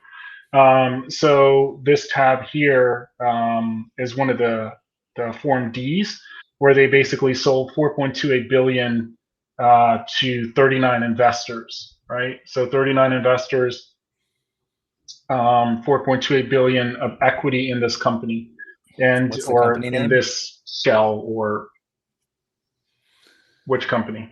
Yeah, Does it was list the that like company name anywhere? September? Because they did it in 3 installments, right, Spidey? No, so correct. It's actually more than 3 installments. So again, the money is coming into Sixth Street Lending Partners. It is not directly coming into Bed Bath & Beyond. Again, as I mentioned, for me, and again, I'm just simply thinking, if you are going to raise money for one company that you're working with, you put it into that bucket. For me, it doesn't make sense to raise. This was the Sixth Street Lending Partners was the one that put the funds for the dip for Bed Bath & Beyond. It doesn't make sense that if ABC had a company, I would just lump that money into this entity and raise it there, or Eileen, and then I would lump that money in, and then Michael, and then Roth. Again, it would just make it convoluted in my opinion, right? So again, I think this money is all coming into Sixth Street Lending Partners, and again, we think Sixth Street is going to be the one that's going to make the bid, right? So again, all of that money would come into Sixth Street, and then they would do the acquiring, which would kind of create some kind of separation or a buffer from those people that we think may be making that bid for the company or for the entity or entities. But again, this one was for 4.2 billion. Then you had another one that was for 6 billion. Again, this was 1,093 investors, and that was for 6 billion. Yeah, and if you do the math, I think it works out to about $26 per equity. And these are unregistered equity. This is not for a public company. This is for a private. Yeah, and it does it mention Correct, what the yeah. company name is that they issued equity for? And then one more, I think, or is there 2 more raisings? No, it doesn't. It doesn't, right? All it is Sixth Street Lending Partners. So they're being check out issued equity IGRSE. in Sixth Street. Okay, so it's Sixth Street equity then. So is that the only 2? Because right now we're up to what, 10.28 billion? Or was there? Yeah, I mean there are others.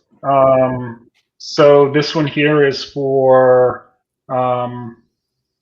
let's see. They issued 1.9 million shares. This one, that's a 13G. Then you had another one where they issued another 2 million shares. There's another one where they issued 5.2 million shares. And this is the one that's probably the most puzzling to me, this 13D. And if I'm not mistaken, this is the one that was for like 250 million when I kind of dirty math the numbers. So this one, it says the residency is out of Kuwait. And I don't know if you guys can see that. So the residency or the citizenship and or organization is out of Kuwait. So I was hypothesizing, and I say that because the registered agent is Ricardo Davovich with Boons and Haynes, and they're involved with the with Sears. There was some tie-in with Sears, so I went as far as to look up if there's a Sears in Kuwait, and so happens that there is a Sears in Kuwait. I don't know where it all goes. It's just, for me, this amount of money that's coming in. It's not like just 10 million. I mean, you're talking billions of dollars. So yeah. So It's certainly that's what I have to interesting. share. But again, you can go to. I'm sorry. No, go ahead, Spidey. I'll let you finish. Sorry. No, I was just going to say you can go to Sixth Street Lending Partners and just look at the forms. So ownership, and then your Form Ds, and then you can do the math and just kind of tabulate all of that information. But yeah, interestingly enough, I still don't know where the money came from or who is funding this fund. That, for me, the only company that it's tied to is Bed Bath & Beyond. That's the only one that at this moment that I've been able to find that is tied to. There's even some investment from Arizona. I think it was had something to do with their safety. I don't know, something around their safety, like one of their .orgs. I went as far as to actually went to the .org, pulled it up, just did a little bit of checking on it, and it seemed to check out. So, quick question. So I remember speaking with you on Spaces call that night, and I think we were up to 3 or 4 in the morning, and you were showing me some of this. And I remember another further discussion where I said, "Can you give me a total of it?" And I think you'd add up, and I think you said we were just touching around 11 billion, or a little bit more than $11 billion. And that's what kind of triggered my mindset, in a sense, that this claim that's just suddenly arrived, if you look under Brandon, he's got 10 billion plus 1 billion is 11 billion. And I think he has 2 more claims for 425 million. And was it you, Spidey, that also found out the 425 million inventory purchase that was required for Bye Bye Baby or Bed Bath? I forget which one. And I just look at the parallels and go, that number matches the inventory purchase. Where did they get that money from? So it looks like somebody's been funding, and maybe it was through this investment of this kind of equity sale, because then you're allowed to put in a claim, especially it was for Bed Bath & Beyond. You have every right to claim forward and say, hey, this is my equity, so to speak, even if you are representing a third party. And there was a transfer. So I'm going to say that. Yeah, I was going to say that 100% for sure I can communicate all of this. And again, the 1 billion, I think that was already in. I think this additional 10, that was after the fact that we had already gone over this on the PP show. 100%. So we'd already gone over where all of this money, and we didn't understand where it was going or who was putting it in. And then on the 26th, that's when we saw that additional claim. And I want to say that I think it was actually Jake, either he or myself. I know CNN and I were talking about it, because on that 1 billion claim from Brandon, you saw the 1 billion claim, the 425, and that information. But again, I'm gonna be honest, I don't. What was it? That sounds. I heard it in my head as Jake was the one that said the 425. I think he could explain that. I think he was the one that brought that up. Yeah, again, I don't remember who brought it up. I just remember that after looking at or hearing that, I went through, and then we kind of looked at Brandon Meadows, that claim for 10 billion, and then we looked at the second for the 1,425 million. And just kind of said, well, holy shit, here's about 11 and some billion dollars. And again, it just makes sense to me. And what really makes sense, it doesn't make sense. Just real quick. Hey, Ross, you said you had to go. Thank you so much for coming by. Happy Thanksgiving, man. Happy Thanksgiving, guys. All right, go ahead. I'll just quickly interject, Spidey. I would go for it. What really makes sense is that if this is 6th Street and they are the super priority and they get to do the credit bid, and we just saw redacted show us in legalese that the triggering event could have been the cancellation of equity, which we know happened on a certain date. Well, the 1 billion initial that was filed actually near the beginning by Brandon, that could be almost considered a deposit, because through a stalking horse bid and the terms of the auctions, as like a credit bid would happen, you're required to put 10% down. So 1 billion, 10 billion is 10%. And so I'm just looking at it from that angle, that's how this might play out. Hey, just one quick question. Do you guys know where 6th Street Lending Partners is actually registered? Does anybody know? The only reason why it caught my eye is because 6th Street Lending Partners, and so does anybody know Street Specialty Lending is actually incorporated?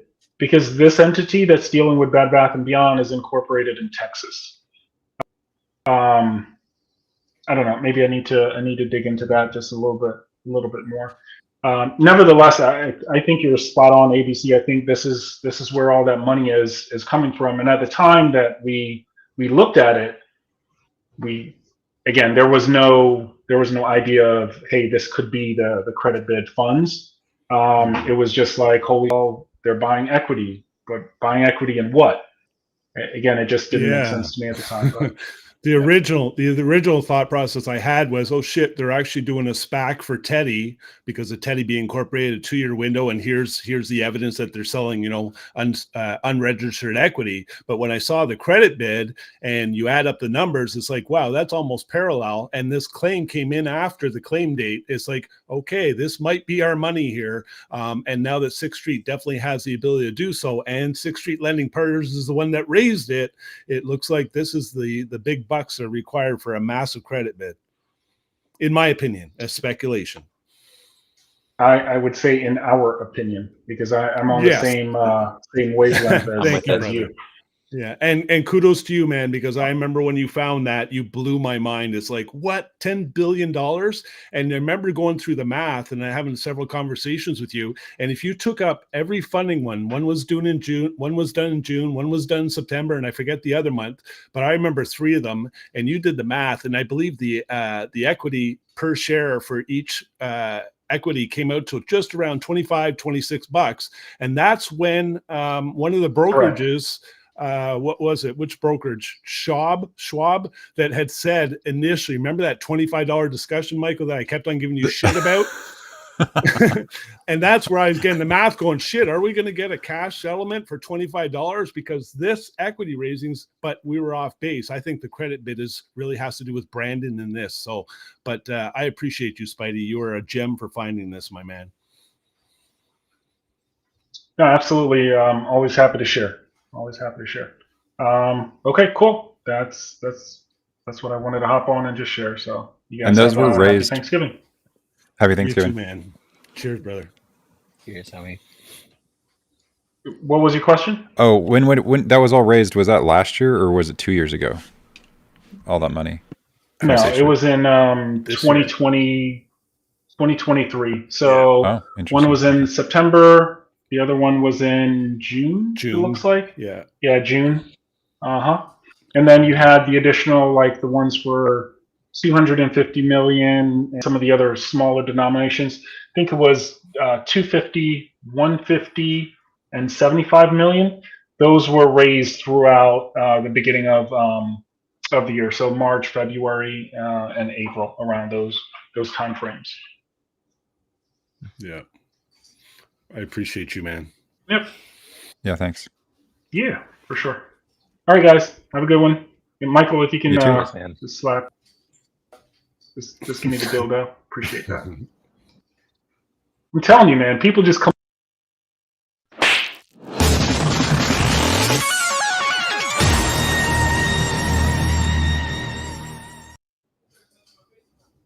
And we got Rock Solid here. What's up, Rock? Hey, what's going on? Maybe he can finally put his hand down. Maybe that was it the whole time. He's had his hand up this whole time just so he can get a slap. Because if it bottles up, kind of like the tinfoil bottled up in Plur, it just all kind of comes out. No, hey, how are you, man? Yeah, I was just got home and checking the stuff, and I saw the link and figured I'd come say hi, man. Sweet. Glad you Yeah. came. Yeah. Good So to how's see the you. show been going? Good, man. Good. Okay. Happy All right. Thanksgiving. Yeah. Likewise, guys. Carry on. Yeah. Yeah. Cheers. What were you gonna say, famous? Sorry. I honestly don't even know, and it wasn't important. No, that's all good. It's probably just some sort of clip. I actually might have been about to I ask. can't hear famous at all. Old Rock Daddy here. How was Thanksgiving was? Can you guys hear me? I know. I can. I can. Yeah. Okay. I know ABC said Okay. he couldn't, but Yeah. But it's Well, good, though, man. I'm gonna back off. I got a website to build by Saturday morning for a client, so I'm gonna go do some work. But I'm gonna tune into you guys in the background and just enjoy it. The only thing I'll leave you with is keep in mind the exclusivity ended on November 20th at midnight for credit bid in terms of exclusivity. And so you got dual sides. You got 6th Street, which obviously is now triggered by the cancellation of equity. And you've got a claimant on the other side with $10 billion. And then you see 6th Street raising $10 billion. Now, whether they go from outside the exclusivity and have the claimant make the bid, or whether it's coming from 6th Street, I do think it's coming from 6th Street. And if that be the case, wouldn't you have to, if you sign off and deal's done by the 20th at midnight, wouldn't you have to then file and give 4 days? So that's why I kind of looked at, Thanksgiving Thursday, possibly Friday. But again, let's put the dates aside. I think we're on the right track. Heck yeah. I love it, ABC. Okay, boys. I'm going to take off for a bit, but I'll be listening in. Happy Thanksgiving. All right, sounds good. See ya. Cheers.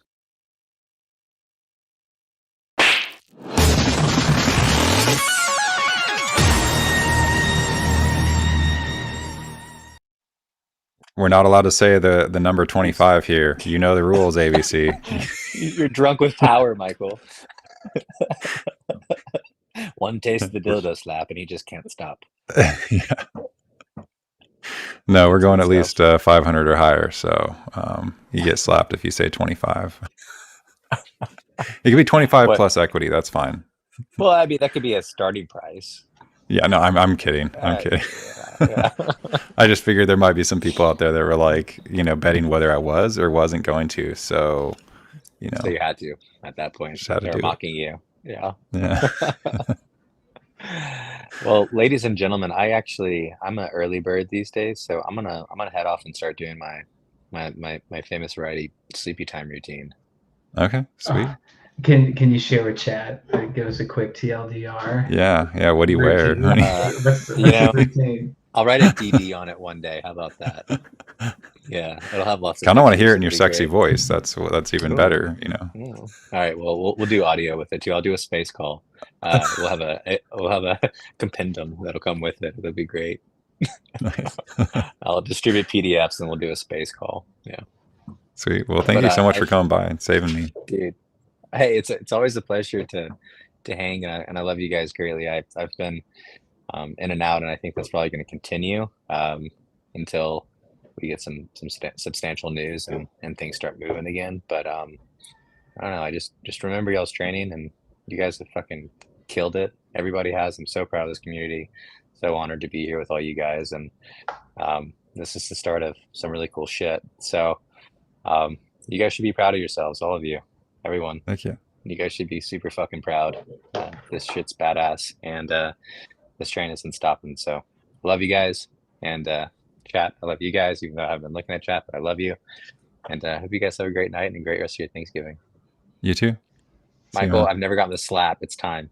All right. I can see it. I can see it in those eyes. You have to say the forbidden number. Dildo in the eyes. What? 25?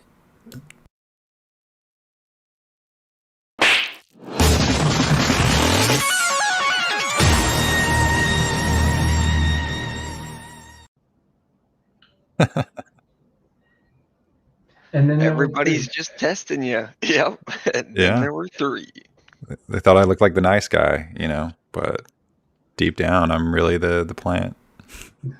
He's the plant. We've been saying it all along. I love the random "he's a plant" memes.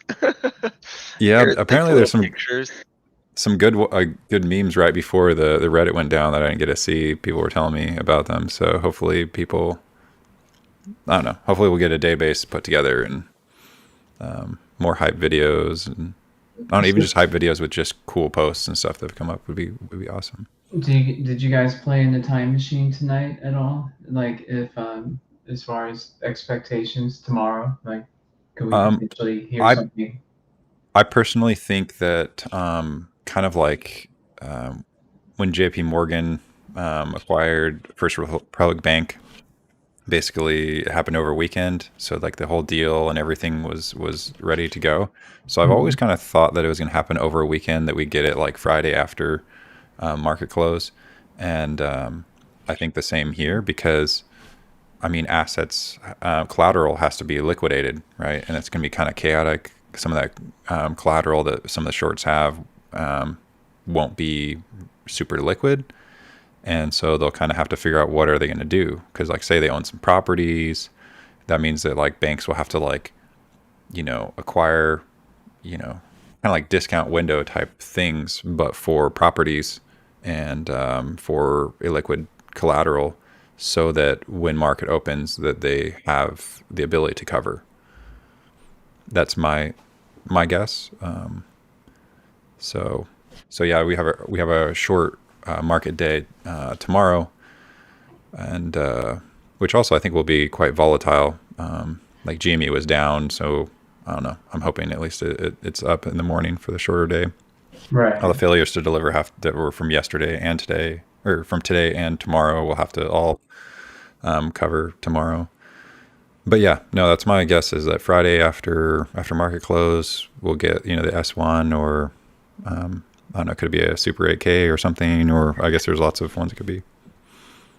Okay, so what'd you do today, Michael? I'm sure, and I hate to ask questions that. No, you're good. Yeah, I luckily my in-laws live close to my parents, so I mean somewhat close. So yeah, I visited my parents for breakfast. Had some good mochi waffles. Kind of like, yeah, it's a new thing. All right. My dad's a hipster, so and then just had dinner at my in-laws' house, and then and then PPShow community dinner, foodless dinner. So. All right. Yeah. How about you? How was your Thanksgiving? Yeah, we did. Her family, my family, both went well. Her family's a little more family, and so it's a little more laid back, relaxed. But surprisingly, my family went off without a hitch, so no complaints. Like, it's kind of surprising that I get a win on both fronts. But yeah, it was a good day. Kids had fun. Well, one of them for sure had fun, but yeah, we all survived. Had some good food. I'm a Cowboys fan, so I got to enjoy watching the Cowboys get a victory. So yeah, little things, but yeah, touched some grass, did like a pine cone hunt with the youngest today. A bunch of silly little things, but I think that's what it's about. Just taking some time to get in touch with family, friends, whatever, touch some grass. Nice. Try not to get too stressed out, because we're all so locked in, man. Here we go on Thanksgiving night. Yeah, no, definitely. Hey, kudos to you though, man, picking up the slack, always being willing to. Credit to you for being here. Yeah, just want. I mean, we do have a lot on the line. Kind of hard to be disconnected. And luckily, people like you and Hotch are always in the spaces and hosting spaces and stuff. And just because, like, I don't know. I mean, I think that as far as mental health, I don't even like the word mental health. As far as like internal integration goes, like, it's good to have goals that don't rely on other people or rely on a Hail Mary, I guess. So it shouldn't be like a total win or total lose to have this either delayed or whatever.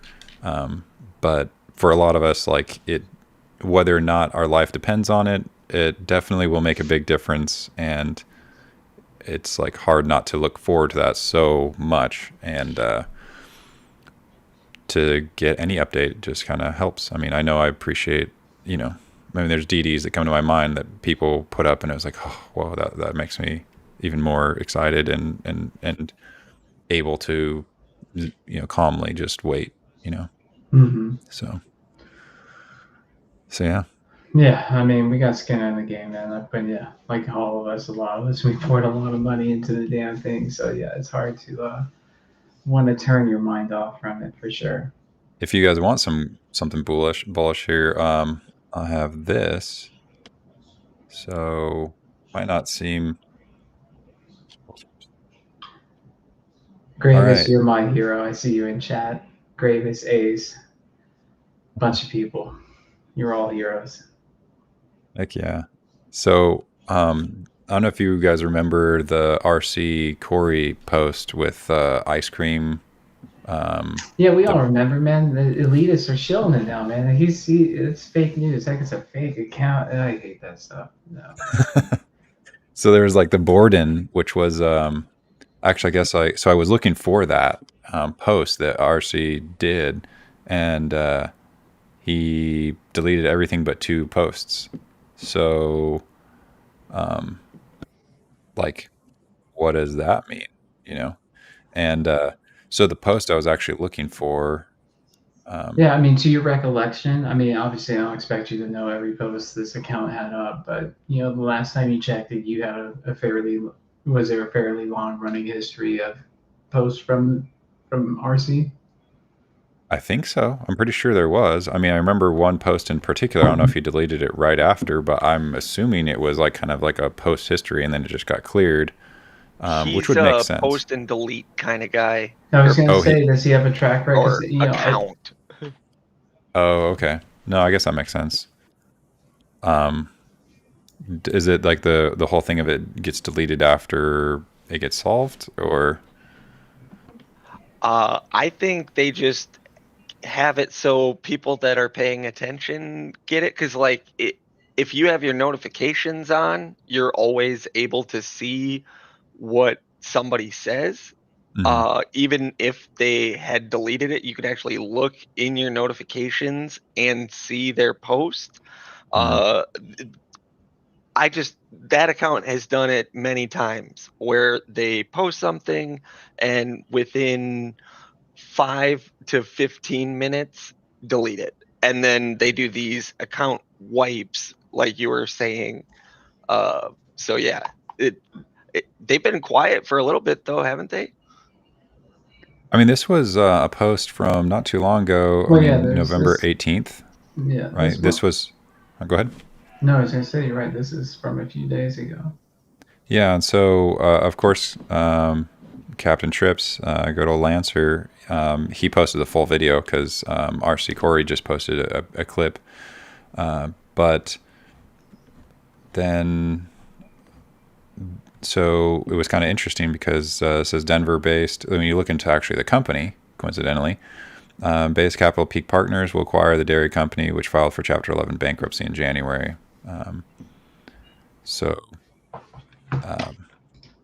Basically, the idea of a Chapter 11 restructuring at the same time as ice cream. So it's pretty impressive how they make that happen.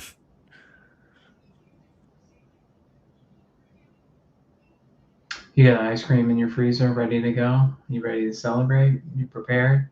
Yeah. And then I saw some.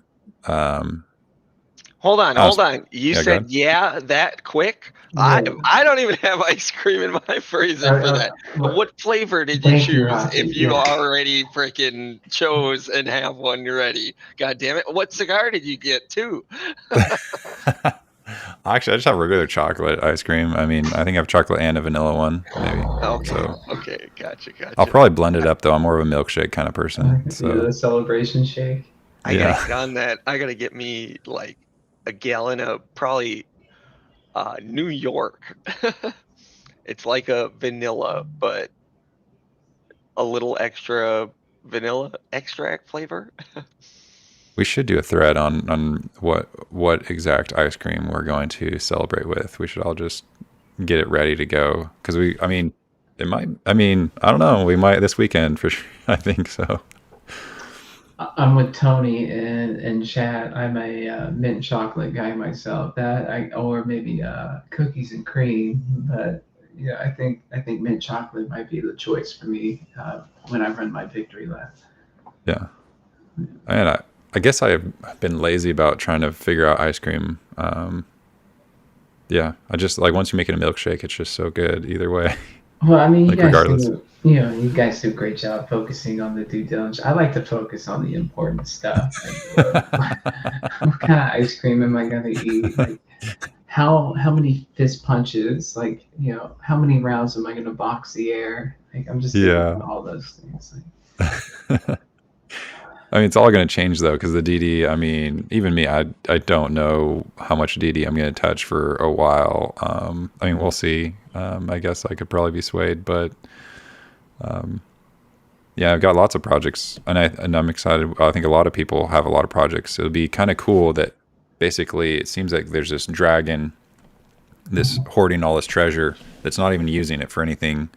And you have all these entrepreneurs that are going to suddenly get well funded for all of their dream projects. And is this a Hobbit reference? Are you referencing the Hobbit right now? Yeah.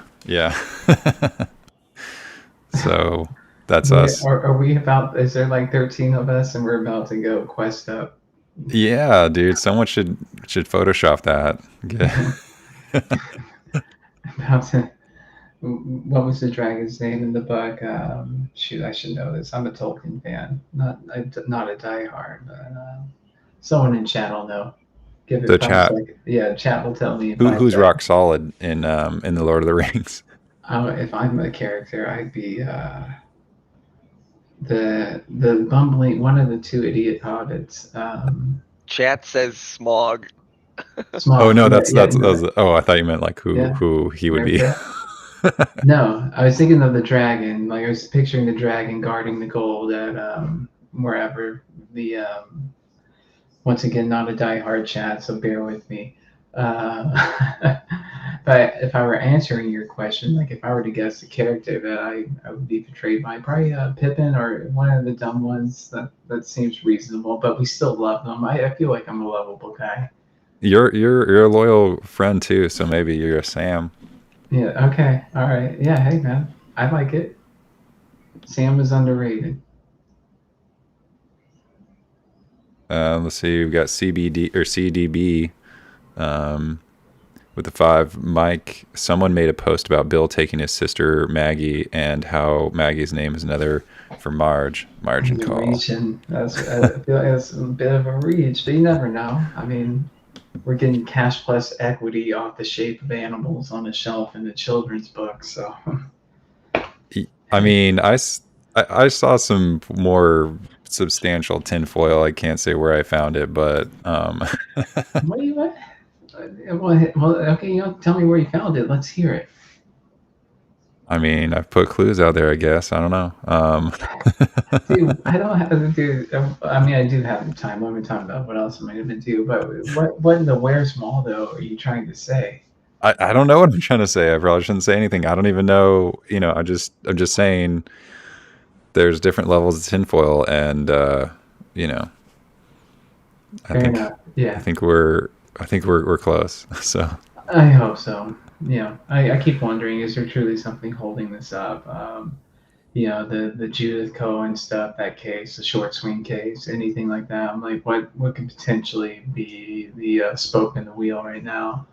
But yeah. I mean, I think they have like alternative type things they can do, like backup plans. Like I don't know that 11 stores was the first plan for Dream on Me. I also don't think waiting on their website. I think them waiting on their website might have had to do with Go Global, and that they had to kind of resolve that first, maybe. Yeah, I don't know. But I mean, there is a lot going on, so it makes sense that it'd be delayed. Are you reading chat, Mike? They want to know, man. You can't tease it. You open Pandora's box now, man. What do you got for us? I posted me and my friend playing a game. Only a few people watched it, so whatever, It's Okay, is this like a UCopy promotion? Do I need to go to your YouTube and watch a video? Sign up. I should deal this by myself. Is there a Discord I have to sign into to view this DD? No. So it's on your page, your Twitter. Yeah. X? No, it's X? there's I'll just say there's a Protocol Gemini game that's pretty cool. It's unrelated to what I'm talking about right now, but it's also a little plug for that game. It's called Into the Cyberverse. So I got you. Yeah, we've seen you play it a few times. yeah. Right. So I mean, I think that's the thing. We kind of want someone to just tell us straight out things, but like, I don't know. I think there's value. Like this whole process has kind of battle hardened us, like made us real. Like, we figured out who we can trust, who can lean on. I don't know, I've seen each person kind of take turns and really just kind of dig into the DD and carry the team. I remember at the very beginning, especially when we were talking about like the shared IP and all that kind of stuff, like I did a lot of reading through the dockets. Like that was like, just for myself, mostly, I'm like, I really need to know, like, is this what I think this is?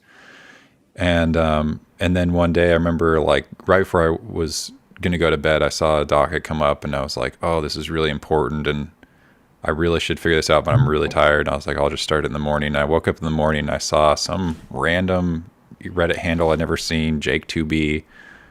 And I start reading and I was like, wow. Sounds like an asshole. Yeah. Yeah. I was like, wow, this is amazing. And so I was like so relieved because I looked over the docket and I'm like, oh, this is going to take me forever. And then it was just perfectly like done out. And I'm like, okay. I think it kind of enabled me to be lazy. So kind of bad in that sense, but it was. You guys all enable. Yeah, no, you guys are lazy. When it comes to, no, I trust you guys. And that's cool. It's cool that you can, be in the play for as long as I have, size people up, and you never know if I'm right. It's faith and judgment calls and whatever. But when you're exposed to people and you hear people, you tend over time to sort out, are they genuine, their intentions, and there's a lot of people in this play who have been really great, including yourself and many others, about sharing what they find and delivering it in a way that we can all understand it, that makes it easy to trust it. And then even if we don't trust it, we all have that ability to go fact check. And so at the end of the day, if I'm hearing something that, good or bad, it doesn't matter what side of the fence it falls on, I guess I could truly always fact check it myself. But I'm grateful that there's people in this community that are putting in the time to make it easier for most of us. Because it's hard. It's hard for a lot of people. We're working full time. Everyone's story's different, but job, kids, family, drama, the whole array. Everyone's dealing with it, and there's a few shining stars, out here, doing the Lord's work, helping us out. And it's really cool to see. It lays the blueprint, and so it's like, this play's been great because it's been a great foundation. It started maybe with GME. It's been built upon here, and now you have this foundation of these communities really coming together and being able to sift through the noise and really see what's going on with any given company. And so that's exciting to see moving forward, how this kind of hive mind think tank, plays into the future of investing. And it makes us have more reliance on, our own ability to see, does something line up? Because, I think before, maybe, even the generations before us, maybe they just rely more on authority. Like, oh, so-and-so said this, like, oh, the really reputable, Fox News broadcaster, finance analyst, right? Or, the CEO of a finance company. And it's like, they're just straight up lying about things like, oh yeah, you can't change the plan after the confirmation of the plan. And it's like, well, no, you clearly can. So, I think that we've kind of all learned to just use our own ability to see, like, if this, then that, and line things up, and not worry about who's saying it, but what's being said. And, a lot of people have brought amazing things to the table, and it's strengthened everyone's ability to care about the what. There's times to care about the who, but not in finance. So what are you thinking over there, Hotch? I was gonna ask, was that the stream where Brandon Or Brendan ended up coming on? There was actually he did I don't know, I don't remember which one. Well, I mean, that one was good too, actually. That's probably the better one. I'd have to look through it. I mean, I was just saying in general, that, you know, because I'm new to this whole like world, right? I mean, I'd kind of explored a little bit about blockchain just to try and figure out, like, you know, I could, from a philosophical standpoint, I could see the need for it. And, but I was like trying to think like which projects probably would take off, because I have my own dreams I wanted to do. And I was like, I hope I can just make a little bit of money. And I actually did in crypto right before I started doing stocks. But so it's been kind of interesting to be a new person into this whole GME blockchain world. And when Brendan came on the ThePPShow, he just dropped a link for into the Cyberverse, and I was like, okay, well, Brendan seemed really cool, and, you know, like a person I could trust. And so I just started playing the game with a friend, and he ended up finding a lot more than me. So that's fun. And, you know, at first, I don't know, it's like Jesus when he says, I speak in parables so that those with ears to hear can hear, and those that, you know, don't want to hear, don't hear. So I feel like it's that kind of situation. So there's actually going to be a parade. I mean, probably not related to anything we're doing here, but there's going to be a parade this weekend in the Cyberverse, and it's going to go from into the cyber. I don't know. Actually, I don't know where it's starting, but so I put a handle you guys can follow. We're going to be streaming it, but they're going to start somewhere, go through into the Cyberverse, and then end up in Looper Lands, I think. What day is it? Because fuck that, I'm in that shit, man. Yeah, well, what day is it? I follow my friends. It's at Grunklenut, and he'll be posting about it. He actually, Michael, where'd you get that shirt, man? You know, the Teddy store. You know, I got pre-access nothing. Looks awfully lot like Teddy's shirt. You know, actually, I did buy it before. I feel like so many things like weirdly brought me here and somehow prepared me for this. This is like the chain of events. It was kind of like when CN got saved in the middle of nowhere. That is amazing, Sweden. Dude. I heard that. Was that yesterday? Yesterday? That like, clutch. Yeah, and I was like, I just have a feeling you should tell us where you are. And my thought was like, how we were going to solve the problem was that like we get all these like people on their computers like looking for every possible like Google Maps searching like, oh, here's a plug or something. I don't know. And you know, I knew he probably didn't want to dox himself. But he's like, YOLO, whatever. I'm gonna be in a frozen car all night. You know, I mean, it was like literally 2 feet of snow, and so he's like, yeah, I'm sneak inside a metal box. Yeah, exactly. And so he's like, oh yeah, I'm in Sorlin or whatever, and it's a city of like 80 something people, and one of the 350 people in the space call was like, oh, I live there. Like, I'll just stop by, and like he's like, oh, actually I work right where you're parked, like I'll just pull a cord over. Hey, well, you know, thank you, Short Destroyer. Thanks for shutting down the subreddit and forcing people to X and bringing that person into our space that could save a good friend who puts out great DD. So it's like no, but that's the thing is like, you know, so I mean there's different like types of tinfoil. There's like I think I'm in a simulation, which, you know, I mean that, but like it keeps happening though. Like as far as like, what are the odds of that? Like that it would be like good fortune, right? That the subreddit would get closed down, and then that would both push. I actually can't remember what his name. Do you remember what his name was that was helping? That helped CN. Anyway, he for the first time had to leave Reddit because it was like, well, where do I go, right? So he didn't even have hardly any followers or anything. Didn't know really where to be. And then CN came back. He was taking a break, you know, touching some grass and whatnot. And so it's just like all that kind of happened. And I look at my life. And sorry to interrupt you, but CN, just to add to a little more context. CN made that point. Like he came back to X because the subreddit got shut down, and so it's like, well, I need to get some access. So once again, the whole subreddit being shut down, bringing people. Yeah, go ahead.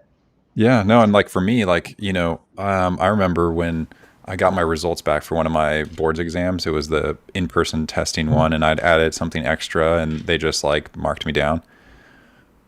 And it was like weird that it like hit me, and I like kind of didn't care. I was like, And then, I guess I also didn't realize the impact, like how bad that would make it for my, like reduce my ability to get into residency.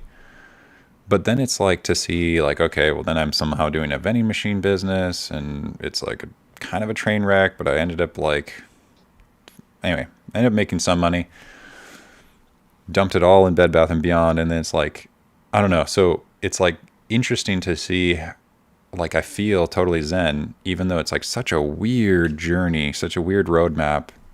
But now it's like I might have someone interested in, funding my app that I originally was the whole time trying to get money to fund. And then it's like, so then that's actually coming to fruition. So you know who you remind me of? You remind me of what's the movie? The Other Guys. Will Ferrell's character in that movie, The Other Guys. Just you do. He had a great presentation one night, I believe, in that movie. He had an app that he came up with in that movie, and so just some of the things you're saying reminded me of that. Like, yeah, you're him. That's you. And he's a great character, so that's not, I haven't actually seen it yet, so I will watch it and I'll think about you. No, I'll tell you what. Yeah, that's fine. But yeah, The Other Guys. It's actually a really funny movie. You should watch it. All right, will do. Heck yeah! I can't wait to watch the show about all of us, like starting in our totally random places, and then like have the first season of the whole show, like not even anything stock related, just like 4 years prior, not even pandemic related. And there's also Bed Bath & Beyond references in that movie. So oh, really? There's just a little icing on the cake. You get to see Michael Keaton working at a Bed Bath & Beyond. So yeah, I think That's awesome. It's watched tonight. Heck yeah, no, I will. That's like cool. But yeah, I mean, like that reminds me. I might have said this before, but like, as far as like. I learned about a parable of a farmer, and it totally kind of changed my life. I mean, already I was like, it just made it easier to use, I guess, the things I'd learned. And it basically is that, a farmer wakes up in the morning and his horse is gone. His neighbors come by and they're like, oh, we're so sorry for you. What terrible fortune. He says, maybe. The next day, his horse comes back with 7 wild horse friends. And his neighbors come by and congratulate him and like, oh, that's so amazing. He says, maybe. The next day, his son is breaking the horses and it knocks him off and breaks his leg. And his neighbors come by and they say, what terrible fortune. And he says, maybe. The following day, the army comes by to conscript him into an active war. And they pass him up because his leg is broken. And his neighbors come by and they say, what great fortune. And he says, maybe. And I think that we react really strongly to the idea of good fortune or bad fortune when we don't really have the foresight to see it. We can still make good choices, right? I mean, you should know what you hold. I guess there's a certain amount we can leave to gambling. I'll throw a few dollars at random calls just for kicks and giggles, but we should try to do good due diligence. But hey, speaking of calls, if I had $100 and I bought 4 calls, how much was each call? Wait, if I had $100, if I had $100 and I bought 4 calls, how much did I spend? So that's 400. No, I'm saying I spent 100 in total. So if I was dividing by the what's each 4 divided by 4? Each call has you buy 100 divided by 4. That's how much? 25 cents each? You heard that, right? He said it. He said it. Can you slap yourself? What was the number you just said? Wait. I'm not. I need you to slap yourself real quick. Oh. Yeah.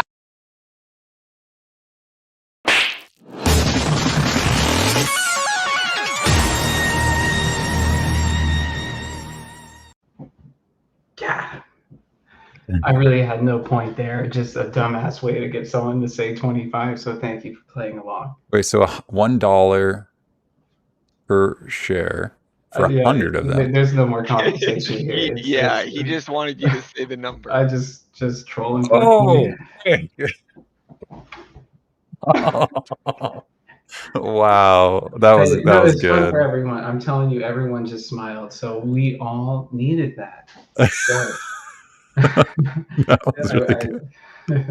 That was like a double entendre you got me. Like it wasn't even on one level. That was a good one. A fairly serious question. I think you took it at face value, and I'm not a witty guy, so I'm gonna go buy a lotto ticket. It might be my lucky day. It is your lucky day. What? Hey, announcement at midnight, baby. I think that I really don't think like the chaos of it happening. I really don't think it could happen and then like a short day. I mean, as much as it's going to be chaotic no matter what, I really think there's like 1 billion extra shares floating around, maybe more. Like, yeah, no, it'll be, yeah. Hey, I mean, I think they might just have to give us cash first just because it's going to be so violent yeah.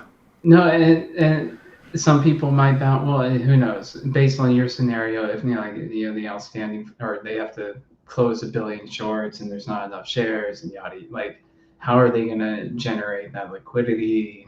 Some people, I don't know. So yeah, I'm here for it. I'll be happy to see how it plays out as long as I get paid.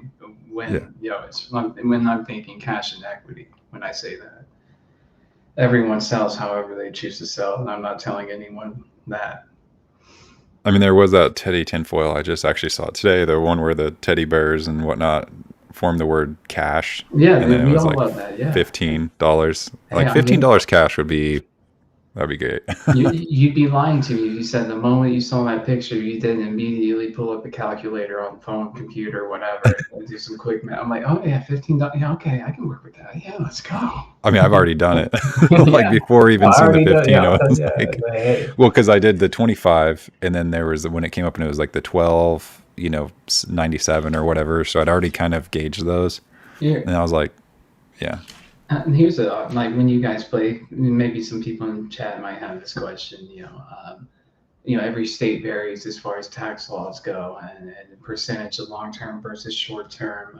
Typically, when you're playing the calculator game, and you do your shares to the number, and you get your pre-tax number. What do you like? Do you like to multiply it by anything to like assume a tax like 0.65 or something like a 35%? Like what's my question is like, how do you come up with a post-tax number for you? I mean, for me, I don't plan on spending it all so fast. I would have to worry about that, I guess. Yeah, I hear you, and I'm not. Yeah. I just like to say, like it's like saying like, yeah, if I made $1 million pre-tax, I'm probably going to end up with 650,000 or somewhere around their ballpark, come tax time. I'm just like, everyone calculates that different way. I'm so poor, and I've been poor essentially my whole life that I've never really had to worry about those kind of calculations. So, I mean, for me, like since I do have, actually tonight, and it's a good reminder, I am setting up a business license. I'd had one before for other things, but for my app and whatnot, I'm actually getting a business license and a business account so I can, anyway. Fuck yeah. But so I think that some of it might be a tax write-off and whatnot. So luckily one of my good friends is a lawyer and his wife is an accountant. So, I'll probably be setting it up and see how much we can get to be a write-off, because I'm going to basically put it all into the new business. So, yeah. Very cool. Yeah, I don't really, I want to do a camper van. Like that's been my goal. And so it's kind of funny that Marcus Lemonis comes on the scene and he has Camping World, and I'm like, well, I wanted to build my own, because actually I was the idea of not wrong, but early. I built a camper van when I was in high school, my senior year. Like before the technology was even there, I had like literally like a lead acid battery, but they were like gel batteries for marine, for boats and whatnot. So I had like 4 gel batteries in the back, and I had a power inverter, and I had 2 Xboxes and a projector, and I did it all from a job that I used to work in high school doing Photoshop, and so I had saved up and built this like hecka sick van, and it was just kind of hard because the technology wasn't quite there. So now that like the dream to do it the way it should have been done, and now that the technology actually exists, I'm like super excited. So speaking of Marcus, just Yeah. fun little comment that like, did you see how he kind of danced around his reply to the whole Kai's drama from a few days ago?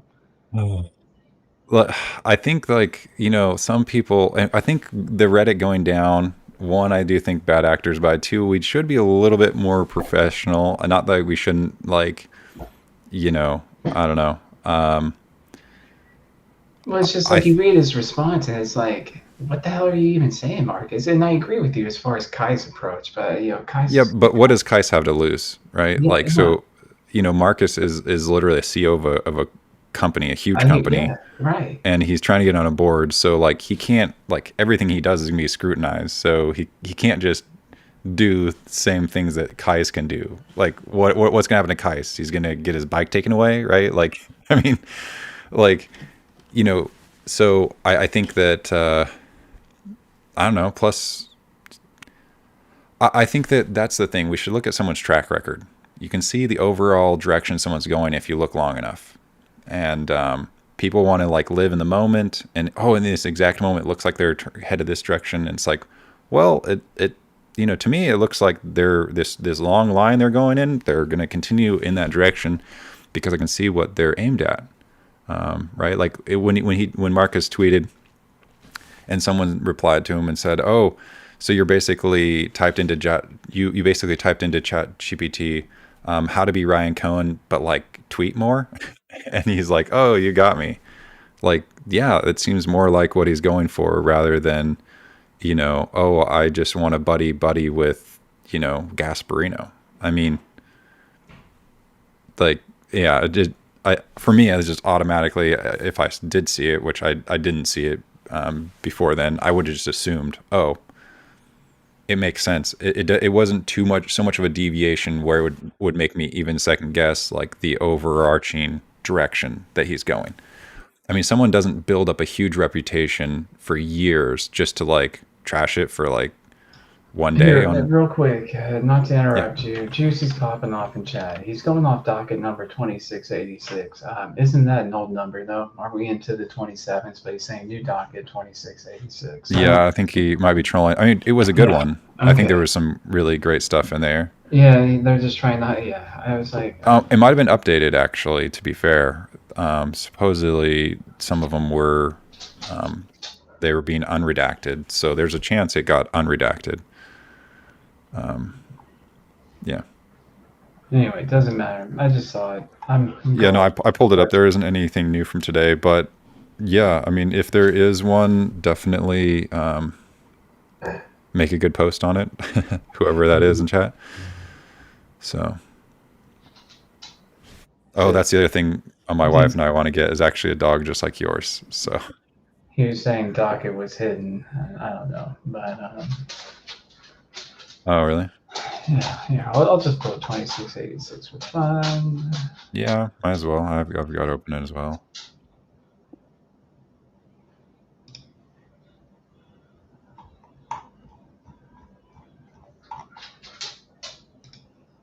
My youngest was gonna do a sleepover with Granny, and I had to turn off my camera to take if he's coming home, so I don't have a 6-year-old show up. Oh yeah, that makes sense. Well, you can dip out whenever. No, I'll stay on. I just need to step away to get him inside the house. But I want to. So if chat sees anything, is there anything in the docket that they see? So I don't think that there is a new docket. That is an old docket, like you were I think saying. he's saying that one was the one that was missing, and then it's now not missing anymore. Oh, gotcha. Yeah. But I also don't know. Seems like fee summary kind of thing. Not much. Yeah, I mean, it is unsecured creditors. which is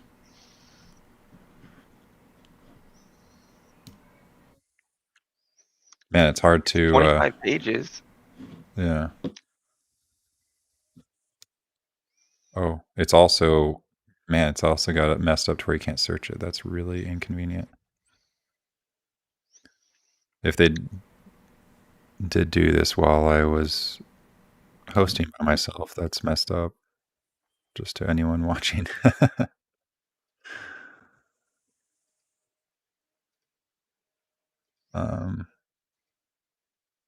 Application is granted.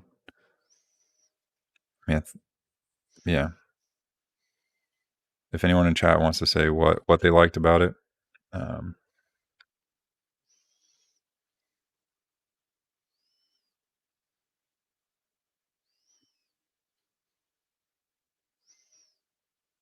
but oh yeah, what I was saying, Rock, was my wife and I want to get a dog. She's got dog allergies, but she likes running. So Doodle, man. Well, I don't know, every dog, like hyperallergenic at least, you know. Yeah, I was gonna say you can definitely get a dog that is chill. yeah, Non-hyperallergenic or whatever. we were looking at poodles, and they're actually pretty cool dogs. Like I'm not into like how people usually groom them. I think like the puppy cut or whatever it's called looks a lot cooler, but yeah. Like this one here would be good for your wife. She doesn't shed. She's just big and annoying and lovable, and that's it. Yeah. Does she like running? She loves to run, dude. Golden Doodle. Just this one at least. She's oh man, yeah. Yeah. No, a camper van and a dog. You know, that's what I'm going for. That and then the rest is just going to go into the business. So that's my plan. I don't know about you guys. Anything off the bat that you want to? No, I mean, pretend I will be starting an LLC regardless. It doesn't matter. Just for business reasons. No true purpose yet. That may evolve over time, but you know, I have enough shares that it's gonna make an impact. But as far as like short-term steps, it's pretty simple for me. It's take a break and catch my breath, pay my debt, maybe grab and upgrade my truck. It's still reliable, but it's on its last leg. So silly things like one or two small splurges here as far as like a quick family vacation because they deserve it. But Yeah. outside of that, it's regroup, replan, and make sure that the family is set up for success. You know, it just depends. And so I'm kind of, you know, I'm being malleable and patient and ready to change my plan as needed as news comes out. Yeah, well, I hope cash comes first. That way, it like gives us a lot more. We'll know exactly, you know, how to deal with when equity comes. But we'll see. What about you, Hotch? I've got some plans. It all depends on scale, I guess, and what actually ends up occurring. Because if we're talking about an entire, like, I'm still under the idea that we're getting some at some point there is going to be a blockchain equity market that I think Ryan Cohen is sort of trying to create, and I think I have purpose in there. They're like, I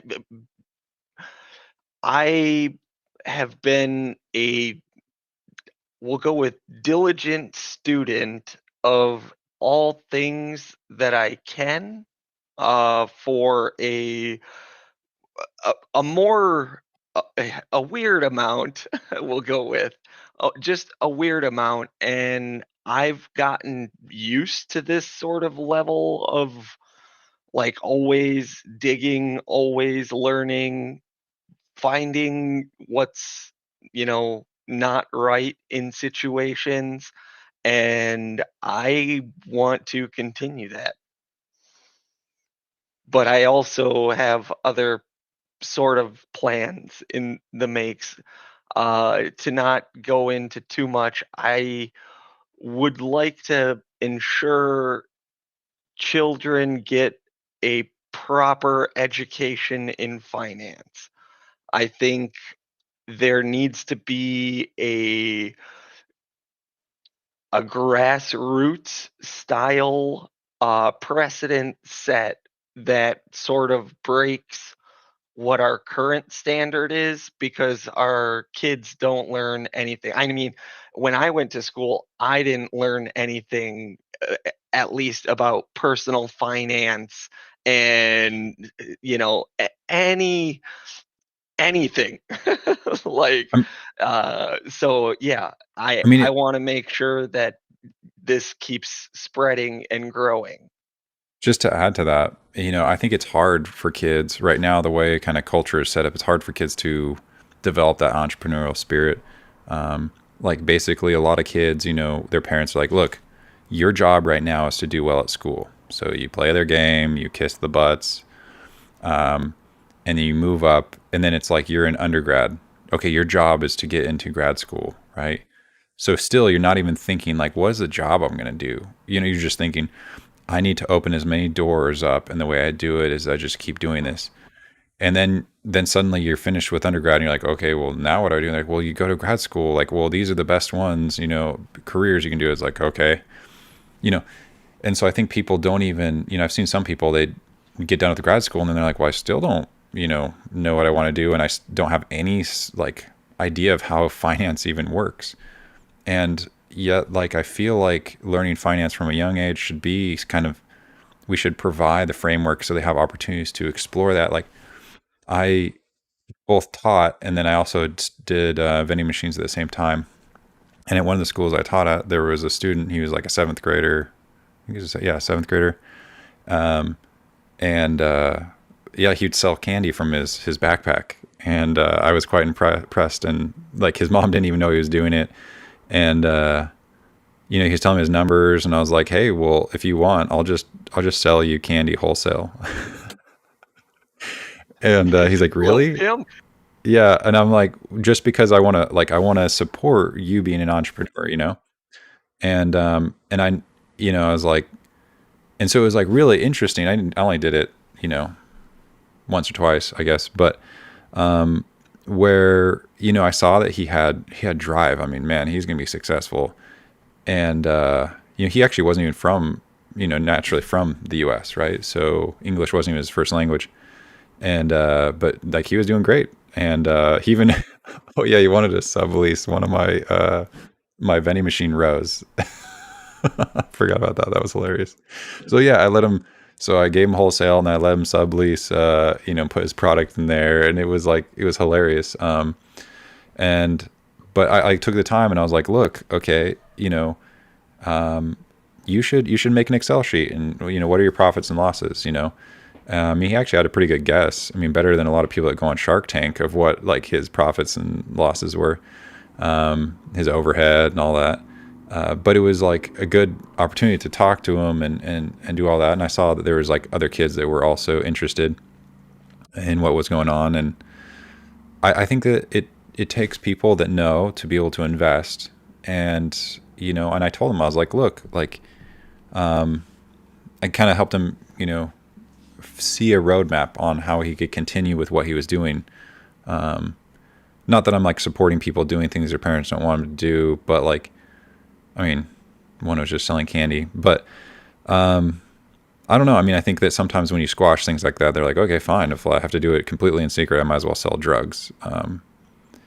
But I think what we can do is create the framework so that people can learn skills and be successful, because if you feel like your hands are tied, you're not you, right? And I'm excited that a lot of us are going to be that person that not only can support with our time and our energy and our love, but like also financially,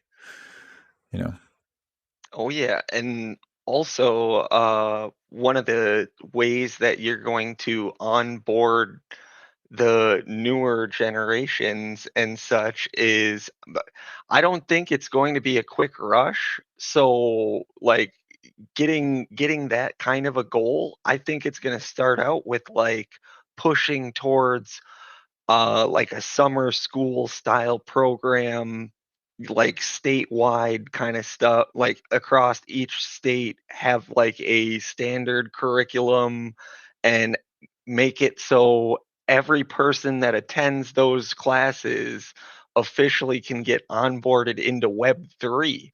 Like if they get their own crypto wallets and actually get to learn right at that younger age, in high school age or whatever. It could obviously go lower because that would essentially be what games and the future of games, at least in GameStop's kind of idealistic world, would be, is having their blockchain based game empire sort of thing That is, for kids.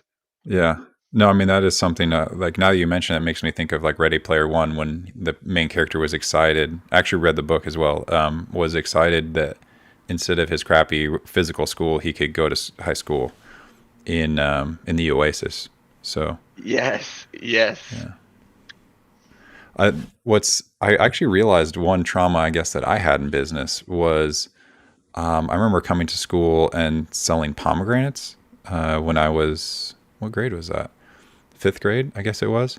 And I remember, I don't know, I picked a price. I don't even know that I knew how much they were at the grocery store, but I'd sell a few. They only are ripe in like October, kind of by near Halloween. And one kid, Jesse, he's like, oh, how much for that one? I was like, oh, that one's not for sale. And it was like this huge, just like purple pomegranate. And he's like, no, like everything has a price. Like, how much do you want? I was like, no, it's not. I'm eating this one, And he's like, I'll give you $2, And I don't know, I think I must have been selling the other ones for like 50 cents or $1 or something. And I was like, no, and he's like, $3. I was like, no, I don't want to sell it. He's like, $5. I was like, all right. And so I gave him the pomegranate. He gave me the $5. And literally then that day, like his mom called my mom, through the student directory or whatever, and was like, your son, ripped off my son, blah, blah. And so I had to give him the $5 back. And I was like, but he's not giving the pomegranate back. So how does that work? And, actually it's kind of interesting that now I think that that's kind of parallels why a lot of executives don't want to have skin in the game in their own company, is because the government, can come in and just, take or give at their whim, and either completely wreck or help your company. And yeah, so I think Yeah, I tried to avoid the topic at family dinner tonight. My oldest brother, he kind of brought it up because I talked to him months ago about it, but he was actually kind of cool about it. He just asked me what's going on, and then I kind of gave him just a very quick, hanging in there cat poster type response, and then but he was cool, so I was actually happy that he didn't like take a quick shot to like give me some shit. And then my mother had asked me, like, yeah, I wonder what happened to them, like why they went, because they were just talking. And so I kind of gave her a quick rundown, like she had made like, like they couldn't keep up with the online marketplace. And I'm like, no. I mean, I think we should. It was hard though. Long story short, it's like I didn't want to go down this road with her. And they're like, no, actually, the reason they Mark Triton and X, Y, Z. I mean, I think like having like a 1 minute version, a 5 minute version, a 10-minute version, like ready, just because like, they're going to try and spin the narrative that we're just a bunch of degens that decided to buy and hold the crappiest stock that should have been shorted to the ground. And then they're going to blame it on us, And so, I don't know, I think that we should be able to explain what brought us here. This wasn't just, this is two huge sectors of the market: home goods and baby goods. Baby goods being probably the holy grail of retail, right? Retail is a hard sector, but it's also something that people have to do, right? Like you have to buy diapers, you have to buy well, you don't have to buy baby clothes, but babies do have. Hanky says, "I have a belly button." So that's actually really funny. So, there's a huge sector. You have a brand that already has business relationships with all these suppliers, and they actually have prime locations ready to go. And all they need to do is reduce their footprint and increase their e-commerce, and voila, you have at least a $5 to $10 billion revenue company that would be profitable. And sometimes they say it so loud, or they keep repeating themselves, so it sounds like we almost second guess ourselves. But like, they said that GameStop was worthless, that it was a dying industry, it was going to go to zero. It didn't. Even without all the fantastic things that are on their way, GameStop Player, I think the Oasis, right? I think there's going to be a lot of things that are going to come out of there. But even without that, and I think in some ways their hands tied with other things that were supposed to come but didn't because of things outside of their control. Even without all those things, like, it still was able to be profitable. So it completely debunked the narrative that Wall Street said is it was terminal and it was going to go completely bankrupt, and it didn't. And yet they still call it a meme stock. So, I had actually a debate with an SEC enforcer guy, and it was like, well, are you guys going to change your definition since it's wrong? And he's like, well, we have academics and we'll look into it. It's like, well, you should, because the narrative you're pushing is making this look like it was like a completely irrational thing that people band together to try to break the market. But really, I mean, it was quite clear the value is there, especially with someone involved like Ryan Cohen, who already did magical things with Chewy, which Chewy, some people said, oh, it wasn't profitable when you sold it. Yeah, it was still in a growth phase. They chose to grow bigger instead of be profitable for another few years. But their profitability was like literally a linear line. If you look at it, it's beautiful. And now they're definitely profitable. And it looks like they're on track to just keep increasing their profitability. They don't have to acquire new customers. They don't have to do any advertising, So, well, anything else you guys want to talk about, or should we start winding it down? I think I'm good. Thank y'all for having me tonight. Thanks to chat. You guys were pretty tame tonight. You guys, I didn't see many swears, no fucks, no shits. Maybe it's because all the Americans were busy, doing Thanksgiving. Maybe those are the... You're not wrong. I wanted to come on sooner. I saw you sent the link a little bit earlier, but I was still doing the family thing. So I'm like, I'm going to wait a little bit. And if you're on, you're on. And then when I got home, you're here. But hey, I'm happy you're still here. Yeah. But Hotch is great. But I'm excited. I'm excited to see what happens market hours tomorrow, regardless of any news coming out. Just curious to see how the half day plays out into the weekend. I'm pins and needles, and I hear my little one calling me now. So Michael, thanks again for being the captain of the ship tonight. And hey, we're always around. You did a great job. I'll talk to you soon. Thank you. Oh, and hey, 25. 25. 25.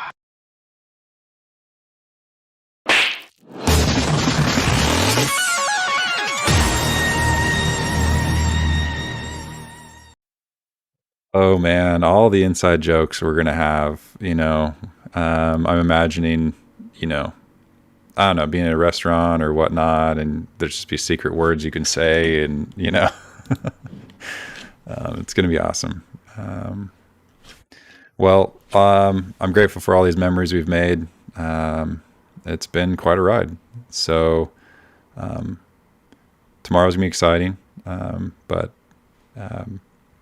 yeah, it's coming. We Craigle just said 25. I can't slap the audience. Or maybe I will. Maybe I'll just slap you guys. All right. Well, I love you all. Keep it real. And I'll I'll see you guys tomorrow.